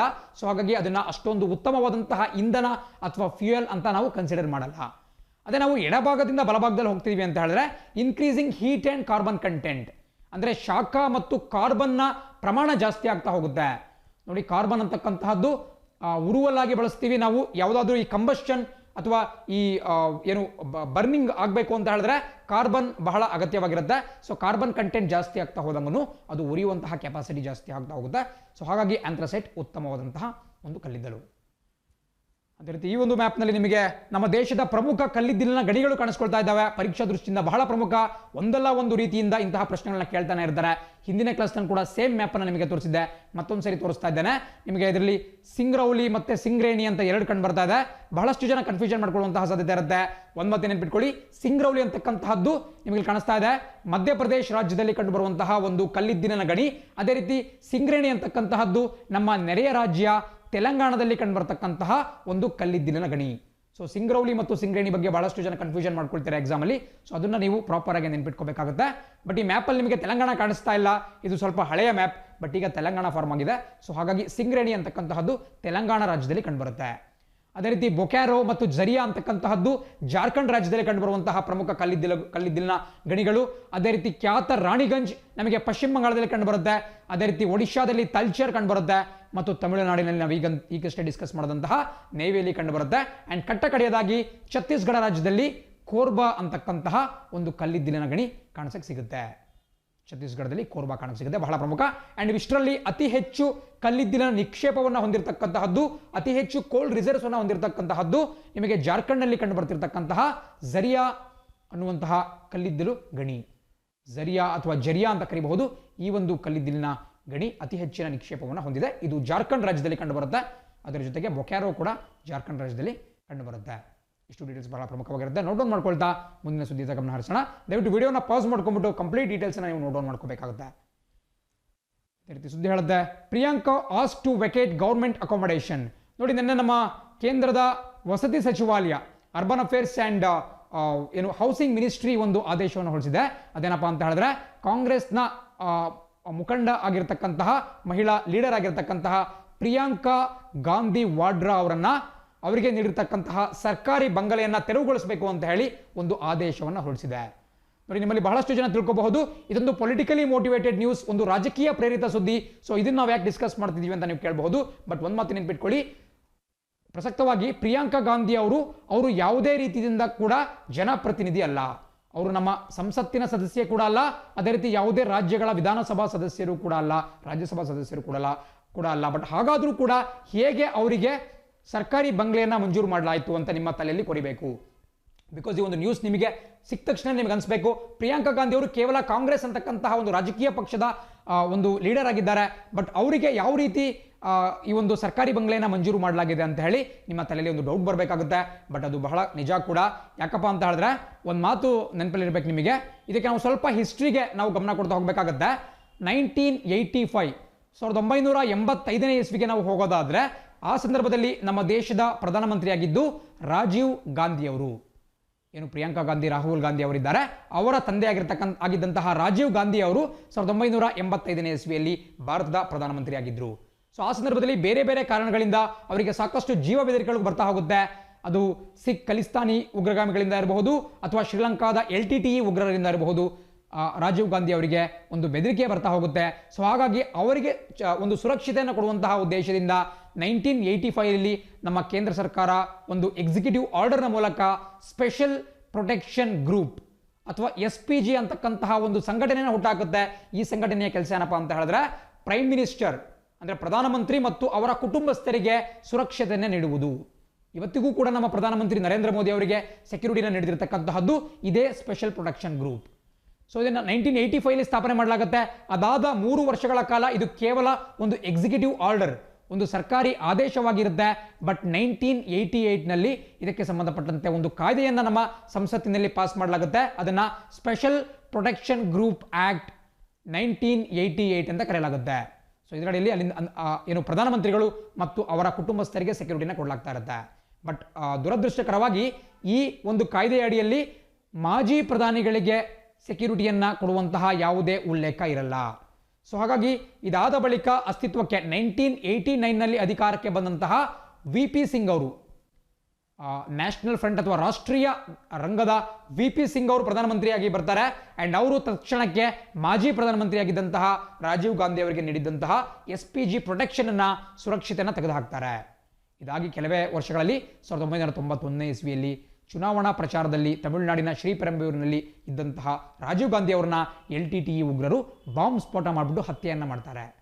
ಸೊ ಅದು ಒಂದು ದುರದೃಷ್ಟಕರವಾದಂತಹ ಘಟನೆ ನಡೆಯುತ್ತೆ. ಆ ಒಂದು ಹತ್ಯೆ ಆದಮೇಲೆ 1991ನಲ್ಲಿ ಸರ್ಕಾರ, ಅಂದಿನ ಸರ್ಕಾರ ಏನು ಮಾಡುತ್ತಪ್ಪ ಅಂತ ಹೇಳಿದ್ರೆ, ಈ ಸ್ಪೆಷಲ್ ಪ್ರೊಟೆಕ್ಷನ್ ಗ್ರೂಪ್ಗೆ ತಿದ್ದುಪಡಿಯನ್ನು ತಂದ್ಬಿಟ್ಟು ಕೇವಲ ಪ್ರಧಾನಮಂತ್ರಿಗಳಲ್ಲ, ಪ್ರಧಾನಮಂತ್ರಿಯವರು ಮತ್ತೆ ಮಾಜಿ ಪ್ರಧಾನಿಗಳಿಗೂ ಕೂಡ ಅವರು ಆಫೀಸ್ನಿಂದ ಇಳಿದ ಮೇಲೆ, ಅಂದರೆ ಮಾಜಿ ಪ್ರಧಾನಿಯಾಗಿ ಪ್ರಧಾನಮಂತ್ರಿ ಪಟ್ಟದಿಂದ ಇಳಿದ ಮೇಲೆ 10 ವರ್ಷಗಳ ಕಾಲ ಅವರಿಗೂ ಮತ್ತು ಅವರ ಕುಟುಂಬಸ್ಥರಿಗೂ ಕೂಡ SPG ಪ್ರೊಟೆಕ್ಷನ್ ಅನ್ನು ಕೊಡಬೇಕು ಅಂತ ಒಂದು ತೀರ್ಮಾನಕ್ಕೆ ಬರಲಾಗುತ್ತೆ. ಸೊ ಅದು ಬಹಳ ಪ್ರಮುಖ. ಸೊ ಆ ಒಂದು ಕಾಯ್ದೆಯ ಅನುಗುಣವಾಗಿ ಅಂದಿನ ಪ್ರಧಾನಮಂತ್ರಿ ರಾಜೀವ್ ಗಾಂಧಿ ಅವರ ಪುತ್ರಿಯಾಗಿದ್ದಂತಹ ಪ್ರಿಯಾಂಕಾ ಗಾಂಧಿ ಅವರಿಗೆ, ಕೇವಲ ಇವರಿಗೆ ಮಾತ್ರವಲ್ಲ, ಇವರ ಸಹೋದರ ಮತ್ತು ಇವರ ತಾಯಿ ಸೋನಿಯಾ ಗಾಂಧಿ ಅವರು ಮತ್ತು ರಾಹುಲ್ ಗಾಂಧಿ ಅವರಿಗೂ ಕೂಡ ಒಂದು ಸರ್ಕಾರಿ ಬಂಗ್ಲೆಯನ್ನು ಕೊಡಲಾಗಿದೆ. ಬಟ್ ಅವರಿಗೆ ಸರ್ಕಾರಿ ಬಂಗ್ಲೆ ಕಂಟಿನ್ಯೂ ಆಗುತ್ತೆ, ಬಿಕಾಸ್ ಸೋನಿಯಾ ಗಾಂಧಿ ಮತ್ತು ರಾಹುಲ್ ಗಾಂಧಿ ಇಬ್ಬರು ಕೂಡ ಪ್ರಸಕ್ತವಾಗಿ ಸಂಸತ್ ಸದಸ್ಯರು, ಮೆಂಬರ್ಸ್ ಆಫ್ ಪಾರ್ಲಿಮೆಂಟ್. ಸೊ ಅವರಿಗೆ ಸರ್ಕಾರದಿಂದ ಒಂದು ಮನೆಯನ್ನು ಮಂಜೂರು ಮಾಡಲಾಗುತ್ತೆ. ಬಟ್ ಪ್ರಿಯಾಂಕಾ ಗಾಂಧಿ ಅವರು ಯಾವುದೇ ಒಂದು ಸರ್ಕಾರಿ ಹುದ್ದೆಯಲ್ಲಿಲ್ಲ ಅಥವಾ ಸರ್ಕಾರದ ಪ್ರಜೆಗಳ ಒಂದು ಪ್ರತಿನಿಧಿ ಕೂಡ ಅಲ್ಲ. ಹಾಗಾಗಿ ಅವರಿಗೆ ನೀಡಿದಂತಹ ಬಂಗ್ಲೆಯನ್ನು ವಾಪಸ್ ಪಡೆಯಲಾಗ್ತಾ ಇದೆ. ಆ್ಯಂಡ್ ವಿಶೇಷವಾಗಿ 2019ರಲ್ಲಿ ಈ SPG ಕಾಯ್ದೆ ಏನಿರುತ್ತೆ, 1988ರ SPG ಕಾಯ್ದೆಗೆ ಮತ್ತೊಂದು ತಿದ್ದುಪಡಿಯನ್ನು ತರಲಾಗುತ್ತೆ. ಅದೇನಪ್ಪ ಅಂತ ಹೇಳಿದ್ರೆ, ಪ್ರಧಾನಮಂತ್ರಿಯವರು ಮತ್ತು ಮಾಜಿ ಪ್ರಧಾನಮಂತ್ರಿ, ಎಕ್ಸ್ ಪ್ರೈಮ್ ಮಿನಿಸ್ಟರ್ಗಳಿಗೆ ಈ SPG ಸೆಕ್ಯೂರಿಟಿಯನ್ನು ಕೊಡಲಾಗುತ್ತೆ. ಬಟ್ ಮಾಜಿ ಪ್ರಧಾನಮಂತ್ರಿಗಳಿಗೆ ಕೇವಲ 5 ವರ್ಷಗಳ ಕಾಲ. ಫಾರ್ ಎಕ್ಸಾಂಪಲ್, ಇವತ್ತು ಒಬ್ಬ ಪ್ರಧಾನಿ ಪಟ್ಟದಿಂದ ಕೆಳಗಿಳಿದ್ರು ಅಂದರೆ ಮುಂದಿನ 5 ವರ್ಷಗಳವರೆಗೆ ಮಾತ್ರ ಅವರಿಗೆ ಮತ್ತು ಅವರ ಕುಟುಂಬಸ್ಥರಿಗೆ SPG ಸೆಕ್ಯೂರಿಟಿಯನ್ನು ಕೊಡಲಾಗುತ್ತೆ. ಸೊ ಇದನ್ನ ಉಲ್ಲೇಖ ಮಾಡಿಬಿಟ್ಟು ಸೋನಿಯಾ ಗಾಂಧಿ ಅವರಿಗೆ, ರಾಹುಲ್ ಗಾಂಧಿ ಅವರಿಗೆ, ಅದೇ ರೀತಿ ಪ್ರಿಯಾಂಕಾ ಗಾಂಧಿ, ಈ 3 ಜನಕ್ಕೂ ನೀಡಿದಂತಹ SPG ಪ್ರೊಟೆಕ್ಷನ್ ಅನ್ನ 2019ನೇ ಇಸ್ವಿಯಲ್ಲಿ ವಾಪಸ್ ತೆಗೆದುಕೊಳ್ಳಲಾಗುತ್ತೆ. ಆ್ಯಂಡ್ ಅವರಿಗೆ Z+ ಸೆಕ್ಯೂರಿಟಿಯನ್ನು ಮಾತ್ರ ಕೊಡಲಾಗುತ್ತೆ. ಸೊ ಇದು ಕೂಡ ಅತ್ಯುನ್ನತ ಶ್ರೇಣಿಯ ಒಂದು ಪ್ರೊಟೆಕ್ಷನ್ ಆಗಿರುತ್ತೆ. ಬಟ್ ಅವರಿಗೆ SPG ಸೆಕ್ಯೂರಿಟಿ ಇನ್ನು ಮುಂದೆ ಇಲ್ಲ, ಬಿಕಾಸ್ ಕೇವಲ ಪ್ರಧಾನಮಂತ್ರಿಯಾಗಿ ನಿವೃತ್ತರಾಗಿ 5 ವರ್ಷಗಳವರೆಗೆ ಮಾತ್ರ ಅವರಿಗೂ ಮತ್ತು ಅವರ ಕುಟುಂಬಕ್ಕೂ SPG ಸೆಕ್ಯೂರಿಟಿಯನ್ನು ಕೊಡ್ಬೋದು. ಆ್ಯಂಡ್ ಈ ಒಂದು ತಿದ್ದುಪಡಿಯನ್ನು 2019ರಲ್ಲಿ ಜಾರಿಗೆ ತರಲಾಗುತ್ತೆ. ಆ್ಯಂಡ್ ಅದಾದ ಮೇಲೆ ಪ್ರಿಯಾಂಕಾ ಗಾಂಧಿ ಅವ್ರಿಗೂ ಕೂಡ ಈ SPG ಸೆಕ್ಯೂರಿಟಿ ಹೊರಟು ಹೋಗುತ್ತೆ. ಆ್ಯಂಡ್ ಈಗ ನಾವು ವಾಪಸ್ ಈ ಒಂದು ಮ್ಯಾಟರ್ಗೆ ಬರೋಣ. ಇವತ್ತು ಹೇಳಿರ್ತಕ್ಕಂಥ ವಿಚಾರ ಸರ್ಕಾರಿ ಬಂಗ್ಲೆಯನ್ನು ತೆರವುಗೊಳಿಸಿರ್ತಕ್ಕಂತಹದ್ದು. ನೋಡಿ, SPG ಕಾಯ್ದೆಯ ಅನುಗುಣವಾಗಿ ಯಾರಿಗೆಲ್ಲ ಅವರು ಒಂದು ಸುರಕ್ಷತೆಯನ್ನು ಕೊಡ್ತಾರೆ, ಯಾವ ವ್ಯಕ್ತಿಗಳಿಗೆ ಅವರು SPG ಸೆಕ್ಯೂರಿಟಿಯನ್ನು ಕೊಡಲಾಗುತ್ತೆ, ಅವರಿಗೆ ಒಂದು ಸರ್ಕಾರಿ ಬಂಗ್ಲೆಯನ್ನು ಮಂಜೂರು ಮಾಡಿಸ್ಕೊಡ್ಲಾಗುತ್ತೆ ದೆಹಲಿಯಲ್ಲಿ. ಯಾಕಪ್ಪ ಅಂತ ಹೇಳಿದ್ರೆ, ಅವರ ಸುರಕ್ಷತೆಯ ದೃಷ್ಟಿಯಿಂದ ದೆಹಲಿಯಲ್ಲಿ ಅತ್ಯಂತ ಭದ್ರತಾ ಕಟ್ಟುನಿಟ್ಟು ಇರತಕ್ಕಂತಹ ಕೆಲವೊಂದು ಪ್ರದೇಶಗಳಿದ್ದಾವೆ. ಅದರಲ್ಲಿ ಲೋಧಿ ಎಸ್ಟೇಟ್ ಬಹಳ ಪ್ರಮುಖವಾಗಿರುತ್ತೆ. ನಿಮಗೆ ಕೂಡ ಇಲ್ಲಿ ಕಾಣಿಸ್ತಾ ಇದೆ, ಲೋಧಿ ಎಸ್ಟೇಟ್ನಲ್ಲಿ ಇವರ ಒಂದು ನಿವಾಸವನ್ನು ಅವರಿಗೆ ಕೊಡಲಾಗಿತ್ತು. ಸೊ ಆ ಲೋಧಿ ಎಸ್ಟೇಟ್ ನಿವಾಸದಿಂದ ಇವ್ರನ್ನ ಹೊರಗಡೆ ಕಳಿಸಲಾಗ್ತಾ ಇದೆ. ಯಾಕಪ್ಪ ಅಂತ ಹೇಳಿದ್ರೆ 2019ನಲ್ಲೇ ಇವರಿಗೆ ನೀಡಿದಂತಹ ಸ್ಪೆಷಲ್ ಪ್ರೊಟೆಕ್ಷನ್ ಗ್ರೂಪ್ ಕವರನ್ನು ವಾಪಸ್ ತೆಗೆದುಕೊಳ್ಳಲಾಗಿದೆ. ಸೊ SPG ಪ್ರೊಟೆಕ್ಷನ್ ಹೋಯಿತು ಅಂತ ಹೇಳಿದ್ರೆ ಅದರ ಜೊತೆಗೆ ಅವರಿಗೆ ನೀಡಿದಂತಹ ನಿವಾಸವೂ ಕೂಡ ಹೋಗುತ್ತೆ. ಸೊ ಹಾಗಾಗಿ ಪ್ರಿಯಾಂಕಾ ಗಾಂಧಿ ಅವರಿಗೆ ಒಂದು ನಿವಾಸ ಹೋಯಿತು. ಸೊ ನಿಮಗೆ ಜಸ್ಟ್ ಗೊತ್ತಿರಬೇಕಾಗುತ್ತೆ ನಮ್ಮ ದೇಶದಲ್ಲಿ ಏನೇನು ಥಿಂಗ್ಸ್ಗಳು ನಡೀತಾ ಇದ್ದಾವೆ, ಯಾವ ರೀತಿ ನಮ್ಮ ಸರ್ಕಾರಗಳು ಕಾರ್ಯವನ್ನು ನಿರ್ವಹಣೆ ಮಾಡ್ತವೆ, ಸ್ಪೆಷಲ್ ಪ್ರೊಟೆಕ್ಷನ್ ಗ್ರೂಪ್ ಇರಬಹುದು, ಮುಂತಾದಂತಹ ವಿಚಾರಗಳು ನಿಮಗೆ ಬಹಳ ಪ್ರಮುಖವಾಗಿ ಗೊತ್ತಿರಬೇಕಾಗುತ್ತೆ. ಆ್ಯಂಡ್ ಇದನ್ನು ನೋಡ್ಕೊಳ್ತಾ ಮುಂದಿನ ಸುದ್ದಿ ನೋಡ್ತಾ ಹೋಗೋಣ. ಆ್ಯಂಡ್ ಇಲ್ಲಿ ನಿಮಗೆ ಸ್ಪೆಷಲ್ ಪ್ರೊಟೆಕ್ಷನ್ ಗ್ರೂಪ್ನ ಒಂದು ಪೋಷಾಕು ಕಾಣಿಸ್ತಾ ಇದೆ. ನಿಮಗೆ ಹಿಂದ್ಗಡೆ ನರೇಂದ್ರ ಮೋದಿ ಅವರು ಕಾಣಿಸ್ತಾ ಇದ್ದಾರೆ. ಆ್ಯಂಡ್ ಅವರಿಗೆ ಸೆಕ್ಯೂರಿಟಿನ ಕೊಡ್ತಿರ್ತಕ್ಕಂತಹ ಒಂದು ಇನ್ನರ್ ಲೇಯರ್ ಸೆಕ್ಯೂರಿಟಿನ ಕೊಟ್ಟಿರ್ತಕ್ಕಂತಹ ಸ್ಪೆಷಲ್ ಪ್ರೊಟೆಕ್ಷನ್ ಗ್ರೂಪ್ ಅಧಿಕಾರಿಗಳು, SPG ಆಫೀಸರ್ಸ್, ನಿಮಗೆ ಕಮಾಂಡೋಗಳು ಕಾಣಿಸ್ತಾ ಇದ್ದಾರೆ. ಅದೇ ರೀತಿ ಮುಂದಿನ ಸುದ್ದಿ ನೋಡೋಣ.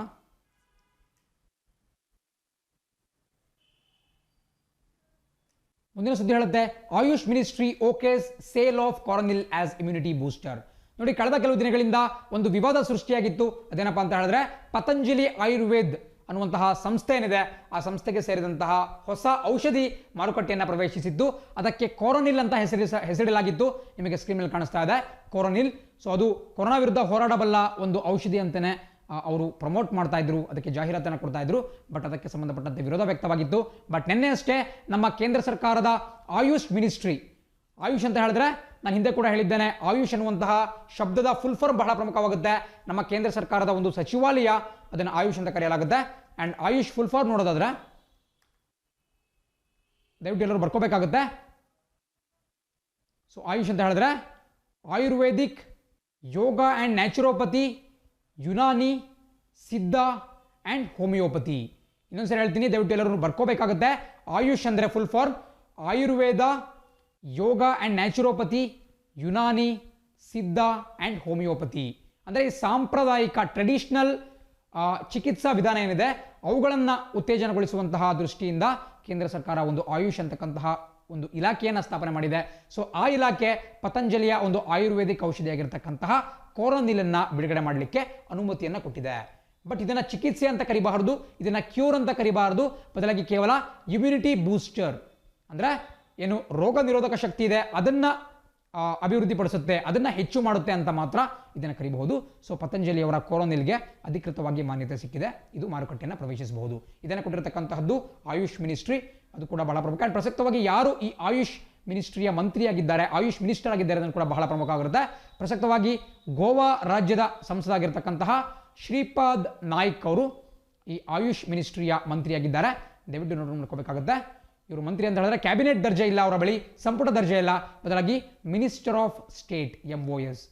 ಆ್ಯಂಡ್ ಶ್ರೀಪಾದ್ ನಾಯ್ಕ್ ಅವರು ಇದರ ಜೊತೆಗೆ ಡಿಫೆನ್ಸ್ ಮಿನಿಸ್ಟರ್ ಆಗಿ ಕೂಡ ಕಾರ್ಯವನ್ನು ನಿರ್ವಹಣೆ ಮಾಡ್ತಿದ್ದಾರೆ. ನೋಡಿ, ಡಿಫೆನ್ಸ್ ಮಿನಿಸ್ಟರ್ ಅಂದ ತಕ್ಷಣ ನಿಮಗೆಲ್ಲರಿಗೂ ರಾಜನಾಥ್ ಸಿಂಗ್ ನೆನಪಾಗ್ತಾರೆ. ಖಂಡಿತ ರಾಜನಾಥ್ ಸಿಂಗ್ ಅವರು ರಕ್ಷಣಾ ಮಂತ್ರಿ, ಡಿಫೆನ್ಸ್ ಮಿನಿಸ್ಟರ್, ಬಟ್ ಅವರು ಸಂಪುಟ ದರ್ಜೆ ಸಚಿವರು. ಬಟ್ ಶ್ರೀಪಾದ್ ನಾಯ್ಕ್ ಅವರು ರಾಜ್ಯ ಸಚಿವರು, minister of state for defence. So ಎರಡು ಖಾತೆಗಳು ಅವರ ಬಳಿ ಇದೆ, ಒಂದು ಆಯುಷ್ ಮತ್ತೊಂದು ರಕ್ಷಣಾ ಸಚಿವಾಲಯ. ಎರಡರ ಒಂದು ರಾಜ್ಯ ಸಚಿವರು ಆಗಿ ಶ್ರೀಪಾದ್ ನಾಯ್ಕ್ ಅವರು ಕಾರ್ಯನಿರ್ವಹಣೆ ಮಾಡ್ತಿದ್ದಾರೆ. ಇವರು ಗೋವಾ ರಾಜ್ಯದಿಂದ ಸಂಸತ್ತಿಗೆ ಆಯ್ಕೆಯಾಗಿರ್ತಕ್ಕಂತಹ ಒಬ್ಬ ಸಂಸದ. ಆ್ಯಂಡ್ ಇಷ್ಟನ್ನು ನೋಟ್ ಮಾಡ್ಕೊಳ್ತಾ ಮುಂದಿನ ಸುದ್ದಿ ನೋಡೋಣ. ಸುದ್ದಿ ಹೇಳುತ್ತೆ, Turkey debates whether Hagia Sophia a museum or mosque. ನೋಡಿ, ಹಜಿಯಾ ಸೋಫಿಯಾ ಅದನ್ನು ನಾವು ಅಜಿಯಾ ಸೋಫಿಯಾ ಅಂತ ಪ್ರೊನೌನ್ಸ್ ಮಾಡ್ತೀವಿ, ಹೆಚ್ ಸೈಲೆಂಟ್ ಆಗುತ್ತೆ. ಅಜಿಯಾ ಸೋಫಿಯಾ ಅಂತಕ್ಕಂತಹದ್ದು ಟರ್ಕಿ ದೇಶದ ಇಸ್ತಾನ್ಬುಲ್ ನಗರದಲ್ಲಿ ಕಂಡುಬರತಕ್ಕಂತಹ ಒಂದು ಜಗದ್ವಿಖ್ಯಾತ ಕಟ್ಟಡ. ಹಾಗೆ ನೋಡಿದ್ರೆ ಅದು ಸುಮಾರು 1400 ವರ್ಷಗಳಷ್ಟು ಹಳೆಯದಾದಂತಹ ಒಂದು ಕಟ್ಟಡ ಆಗಿದೆ. 6ನೇ ಶತಮಾನ ಅಂದರೆ 6th ಸೆಂಚುರಿಯಲ್ಲೇ ಇದನ್ನು ಕಟ್ಟಲಾಗಿತ್ತು. ಇದು ಬೇರೆ ಬೇರೆ ಮಜಲುಗಳನ್ನು ನೋಡ್ತಾ ಬಂದಿದೆ. ಬಿಕಾಸ್ ಮೂಲತಃವಾಗಿ ಇದನ್ನು ಒಂದು ಕ್ಯಾಥೆಡ್ರಲ್ ಅಥವಾ ಕ್ರಿಶ್ಚಿಯನ್ನರ ಚರ್ಚನ್ನಾಗಿ ನಿರ್ಮಾಣ ಮಾಡಲಾಗಿತ್ತು. ಯಾವಾಗ ಅಂದರೆ 6ನೇ ಶತಮಾನದಲ್ಲಿ ಅಲ್ಲಿ ಅಧಿಕಾರದಲ್ಲಿದ್ದಂತಹ ರೋಮನ್ ಸಾಮ್ರಾಜ್ಯ, ರೋಮನ್ ಎಂಪೈರ್ ಅಲ್ಲಿ ಅಸ್ತಿತ್ವದಲ್ಲಿತ್ತು.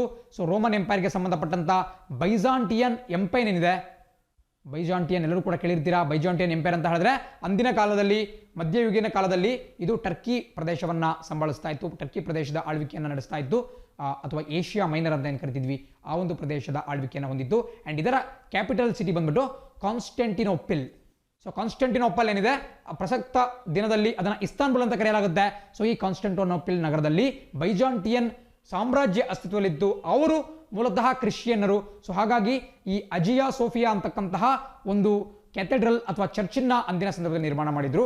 ಬಹಳಷ್ಟು ಒಂದು ಜಗದ್ವಿಖ್ಯಾತಿಯನ್ನು ಹೊಂದಿದೆ, ಸಾಕಷ್ಟು ದೊಡ್ಡ ಒಂದು ಭವ್ಯ ಕಟ್ಟಡ. ಬಟ್ ಅದಾದ ಬಳಿಕ ಸುಮಾರು 15ನೇ ಶತಮಾನದ ಸಂದರ್ಭದಲ್ಲಿ ಈ ರೋಮನ್ ಸಾಮ್ರಾಜ್ಯವಾಗಿದ್ದಂತಹ ಬೈಜಾಂಟಿಯನ್ ಸಾಮ್ರಾಜ್ಯವನ್ನ ಕೊನೆಗೊಳಿಸ್ಬಿಟ್ಟು ಅಲ್ಲಿ ಒಟ್ಟೋಮನ್ ಟರ್ಕ್ಸ್, ಎಲ್ಲರೂ ಕೂಡ ಕೇಳಿರ್ತೀರಾ ನೀವು ಇತಿಹಾಸವನ್ನ, ಮಧ್ಯಯುಗೀನ ಇತಿಹಾಸವನ್ನು ಓದಬೇಕಾದ್ರೆ ಒಟ್ಟೋಮನ್ ಟರ್ಕರ ಬಗ್ಗೆ ಕೇಳಿರ್ತೀರಾ. ಸೊ ಈ ಒಟ್ಟೋಮನ್ ಟರ್ಕ್ಸ್ ಆ ಒಂದು ಕಾನ್ಸ್ಟಂಟಿನೋಪಲ್ ನಗರವನ್ನ ವಶಪಡಿಸಿಕೊಳ್ತಾರೆ. ಬೈಜಾಂಟಿಯನ್ ಸಾಮ್ರಾಜ್ಯ ಪತನವಾಗುತ್ತೆ. ಆ್ಯಂಡ್ ಅಲ್ಲಿ ಆ ಒಂದು ಇಸ್ತಾನ್ಬುಲ್ನಲ್ಲಿ ಇವರು ತಮ್ಮ ಪಾರುಪತ್ಯವನ್ನು ಮೆರೀತಾರೆ. ಆ ಸಂದರ್ಭದಲ್ಲಿ ಒಂದು ಚರ್ಚ್ ಆಗಿದ್ದಂತಹ ಅಜಿಯಾ ಸೋಫಿಯಾ ಕಟ್ಟಡವನ್ನು ಅವರು ಮಸೀದಿಯನ್ನಾಗಿ, ಮಾಸ್ಕನ್ನಾಗಿ ಪರಿವರ್ತಿಸ್ತಾರೆ. ಬಟ್ ಅದೆಲ್ಲ ಆದಮೇಲೆ ಯಾವಾಗ ಕೊನೆಗೆ ಈ ಮಾಡರ್ನ್ ಡೇ ಟರ್ಕಿ ಉದಯವಾಗುತ್ತೋ, ಅಂದರೆ ಈ ಆಧುನಿಕ ಟರ್ಕಿ ಉದಯವಾಗುತ್ತೋ, ಆವಾಗ ಜಾತ್ಯತೀತವಾದಿ ಸರ್ಕಾರ ಅಲ್ಲಿ ಅಧಿಕಾರಕ್ಕೆ ಬರುತ್ತೆ. ಸೊ ಅವರು ಆ ಒಂದು ಮಸೀದಿಯಾಗಿದ್ದಂತಹ ಅಜಿಯಾ ಸೋಫಿಯಾ ಕಟ್ಟಡವನ್ನು ಒಂದು ಮ್ಯೂಸಿಯಂ ಅಂದರೆ ಒಂದು ವಸ್ತು ಸಂಗ್ರಹಾಲಯವನ್ನಾಗಿ ಮಾಡಿಬಿಡ್ತಾರೆ. ಅದು ಆಮೇಲೆ UNESCO world heritage site, UNESCO ವಿಶ್ವ ಪಾರಂಪರಿಕ ತಾಣದ ಪಟ್ಟಿಯಲ್ಲೂ ಕೂಡ ಒಂದು ಸ್ಥಾನವನ್ನು ಪಡೆದುಕೊಳ್ಳುತ್ತೆ. ಅಷ್ಟೊಂದು ಒಂದು ಭವ್ಯ ಇತಿಹಾಸವನ್ನು ಹೊಂದಿರತಕ್ಕಂತಹ ಒಂದು ಕಟ್ಟಡ. ಬಟ್ ಈಗ ಅಲ್ಲಿ ಮತ್ತೊಮ್ಮೆ ವಿವಾದ ಬಗೆಲೆದ್ದಿದೆ. ಏನಪ್ಪಾ ಅಂತ ಹೇಳಿದ್ರೆ, ಕೆಲವರು ಈ ಅಜಿಯಾ ಸೋಫಿಯಾ ಅನ್ನುವಂತಹ ಮ್ಯೂಸಿಯಂ ಏನಿದೆ ಅದನ್ನ ಏನದು ಮುಂಚೆ ಮಸೀದಿಯಾಗಿತ್ತು, ಮಸೀದಿಯನ್ನಾಗಿ ಪರಿವರ್ತನೆ ಮಾಡಬೇಕು ಅಂತೇಳಿ ಕೂಗನ್ನು ಎಬ್ಬಿಸ್ತಿದ್ದಾರೆ. ಮತ್ತಷ್ಟು ಜನ ಇತಿಹಾಸ ತಜ್ಞರಾಗಿರಬಹುದು ಅಥವಾ ಈ ಪುರಾತತ್ವ ಶಾಸ್ತ್ರದಲ್ಲಿ ಇಂಟ್ರೆಸ್ಟ್ ಹೊಂದಿರತಕ್ಕಂತಹ ವ್ಯಕ್ತಿಗಳಿರಬಹುದು, ಅವರು ಅದನ್ನ ಮಸೀದಿಯನ್ನಾಗಿಸೋದು ಬೇಡ, ಅದು ವಸ್ತು ಸಂಗ್ರಹಾಲಯ ಅಥವಾ ಮ್ಯೂಸಿಯಂ ಆಗಿಲೆ ಉಳಿಲಿ ಅಂತ ಹೇಳಿ ಒಂದು ಬೇಡಿಕೆನ ಇಟ್ಟಿದ್ದಾರೆ.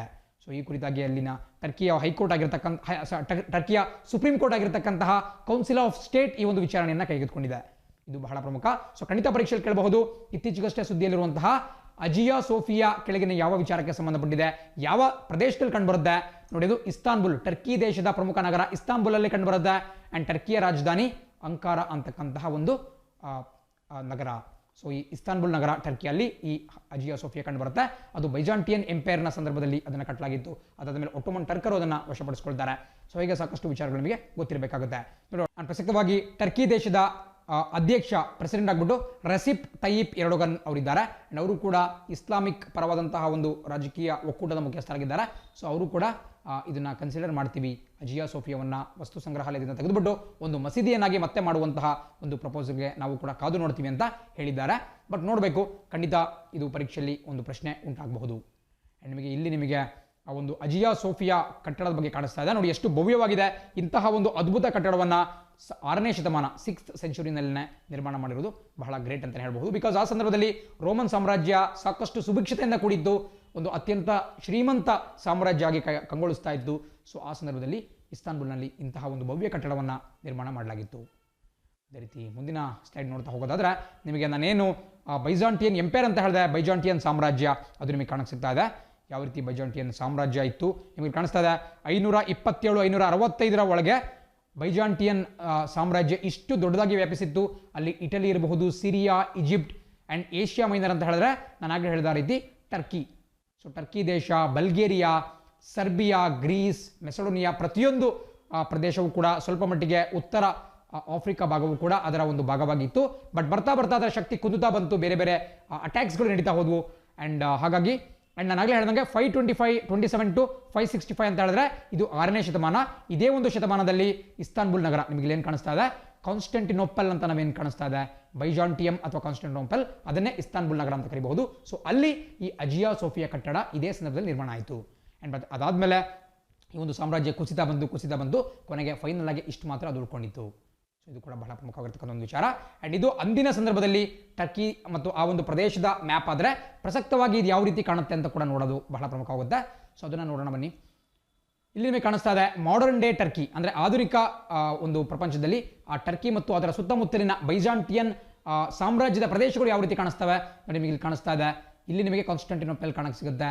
ಆ್ಯಂಡ್ ಇಲ್ಲಿ ನಿಮಗೆ ಬಲ್ಗೇರಿಯಾ ಇರಬಹುದು, ಗ್ರೀಸ್, ಮೆಸಡೋನಿಯಾ, ಸಿರಿಯಾ, ಇದೇ ಸ್ವಲ್ಪ ಭಾಗ ಈಜಿಪ್ಟ್ ಮತ್ತು ಉತ್ತರ ಆಫ್ರಿಕಾದ ಲಿಬಿಯಾ ಭಾಗಗಳು ನಿಮಗೆ ಕಾಣಿಸ್ತಾ ಇದ್ದಾವೆ. ಸೊ ಈಗ ಟರ್ಕಿ ಈ ಒಂದು ಪ್ರದೇಶದಲ್ಲಿ ಕಂಡುಬರುತ್ತೆ.